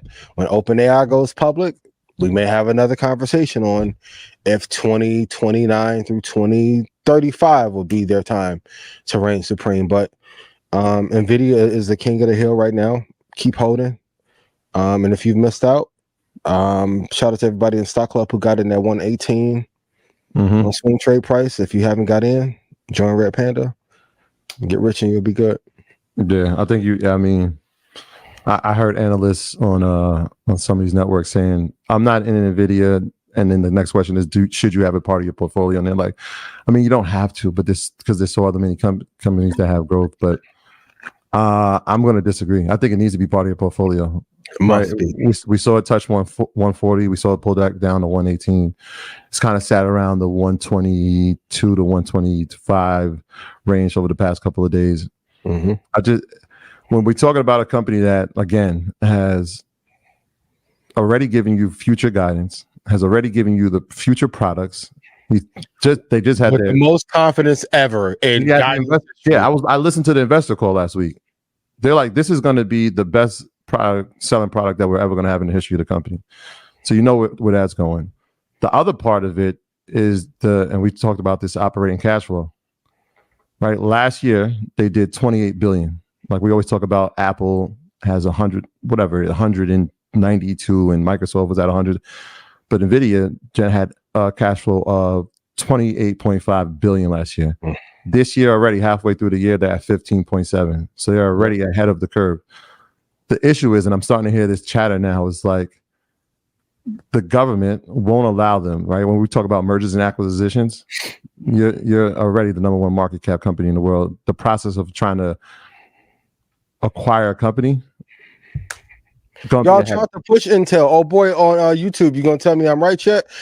And here's the thing about the government: if they have a big loss, they're gonna have to get behind the wave. Free the wave. Shout to Sue Surf. Free the wave.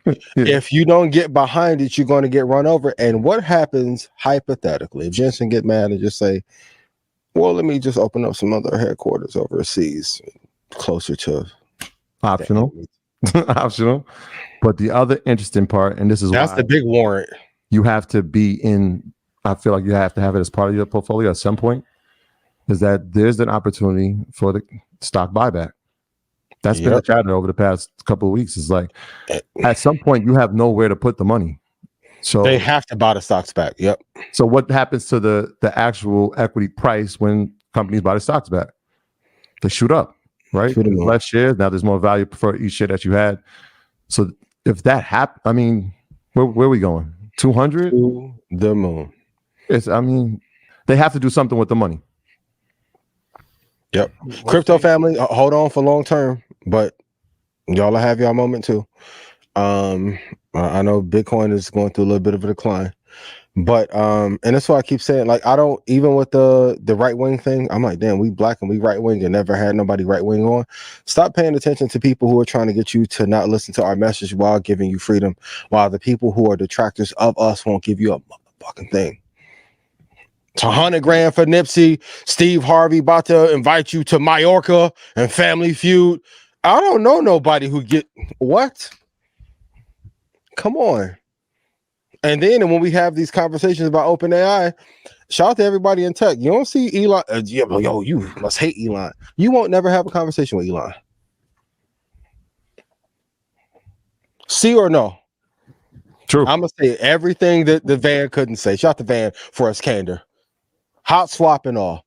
No, just follow. They don't want y'all to continue to listen, because if so, you're going to start to see through the veil that all these other people were talking were never here to help you in the first place, like the Democrats do with us until it's election time. Democrats do better. I appreciate that you censored yourself just earlier. That was real self-control. I am too.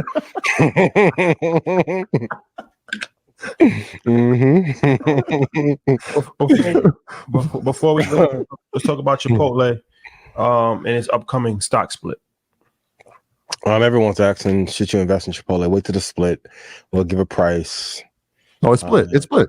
Yeah. It split last week. Hold on, let me look. CMG. Shout to Yo Gotti.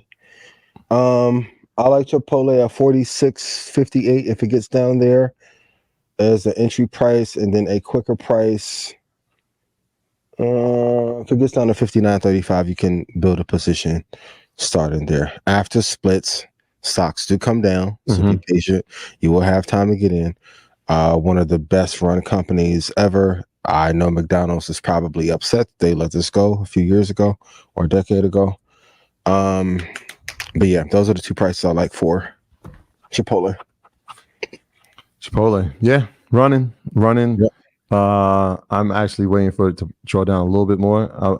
Obviously, I talked about it for the past 3 years. I did not have a position in Chipotle. It is an interesting one. I'm looking at that, but I'm also looking at Wingstop too, because if you look at the chart, look at the growth, it's very enticing. It's very enticing. But yeah, shout out to everybody that was in Chipotle and during the pandemic and just kind of rode this wave all the way up.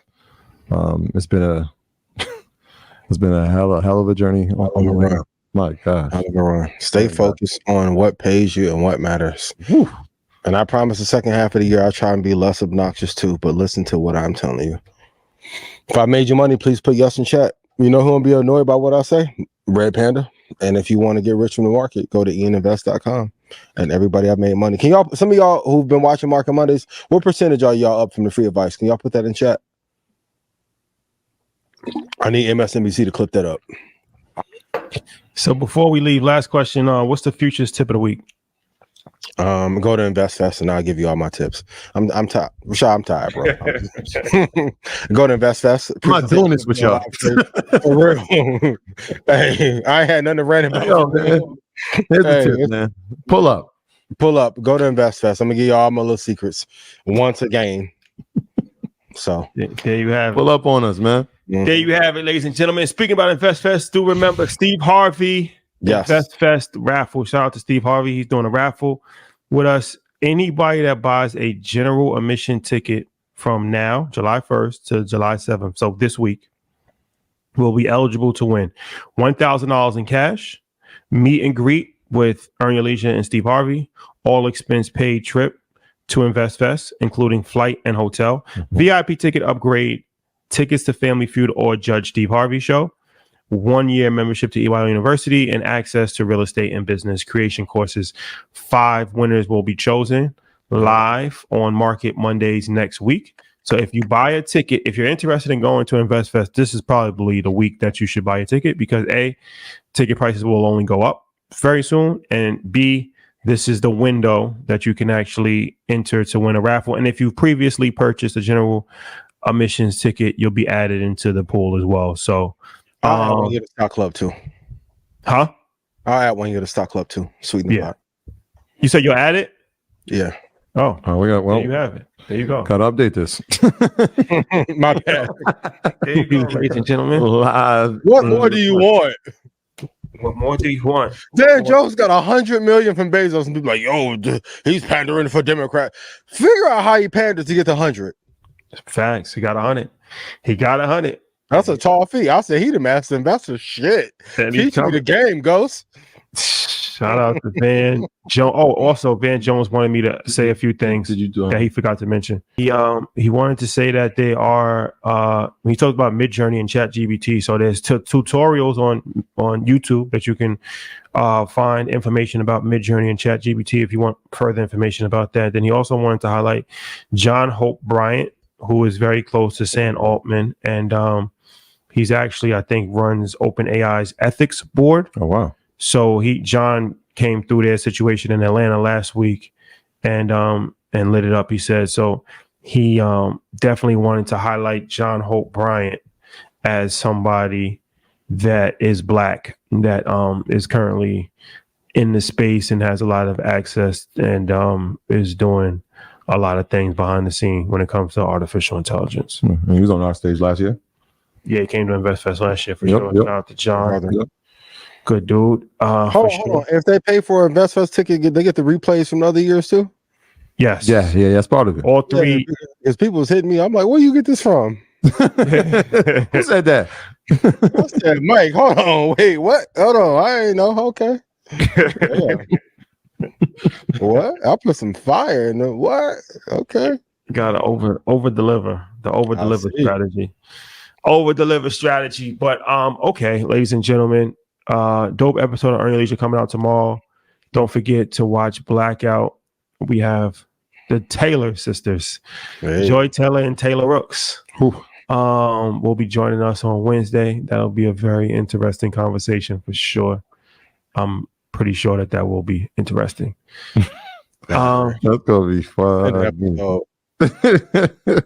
It's gonna be a moment for sure. Right out the gate. No, this is like, like you gotta be there right away. 10 o'clock, 9:59. You should be in the waiting room. Yeah, for sure. And then once again, it's one of these things, man. Rick Ross, hold your head. Unfortunate situation, but you just have to be mindful of where you are in the world, because it's one of these things. It's one of these things. Yeah. Vancouver. That was not OVO. That was not 81. We're not spreading any false. No. Shout out to AC OVO. There was not OVO. It was not 81. That was in British Columbia, which is on the west coast of Canada. Vancouver. I've never been. Heard it's a beautiful city. Yeah, man, it was unfortunate, but it looked like he made it out of there unharmed. I can't say the same for some of the. You can't leave your troops behind, bro.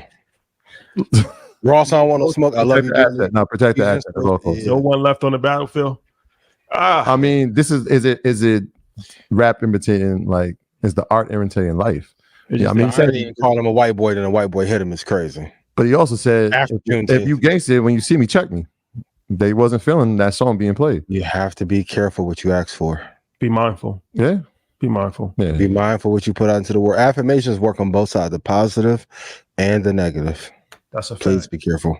They said he didn't step this way. Step this way. Listen, but Ross and them ain't nothing to play with. Y'all go to Florida and think it's a joke. Ha kiki. All right. No, Ross, and he's a good dude, man. You know what? Yeah. You want to just leave it as music. Anything else is uncalled for. He's a good dude. We sat down with him plenty of times. Every time we see him, he showed love his entire team. So just an unfortunate situation. Yeah. He ain't nothing to play with either. Yeah. All right, ladies and gentlemen, it's been real. See you guys tomorrow. Tap in. Are we doing meet and greets for Blackout Live? For sure. We'll be there. Blackout VIP night. So if y'all wanna, why not? Pop out. Shout out to the babies. Ladies. How much this can I get for the babies? The ladies get prioritized. Yeah. Oh, big facts. Fellas laugh. Big facts. Well, women first. Women first. I gotta figure out how we get the photo booth. So please, Troy. No, you got. I don't ask for much. No, I get the. Before you take the picture, it's a checklist with an yo, listen. With the NDA, that's what I make it do. Check. Would you like the one arm hug, the fist bump? Oh, I think we're gonna have a big surprise for VIP night too that we should be announcing soon. But okay, yeah. Well, I guess you know what that means. More fire upon your head top. Cannot wait, ladies and gentlemen. It's been real. Yes. Tap in. Tell a friend and tell a friend. Download the audio podcast on all podcast outlets. Yeah. And we'll see you soon. Yeah, tap in, love on each other, hug on each other, be good to each other.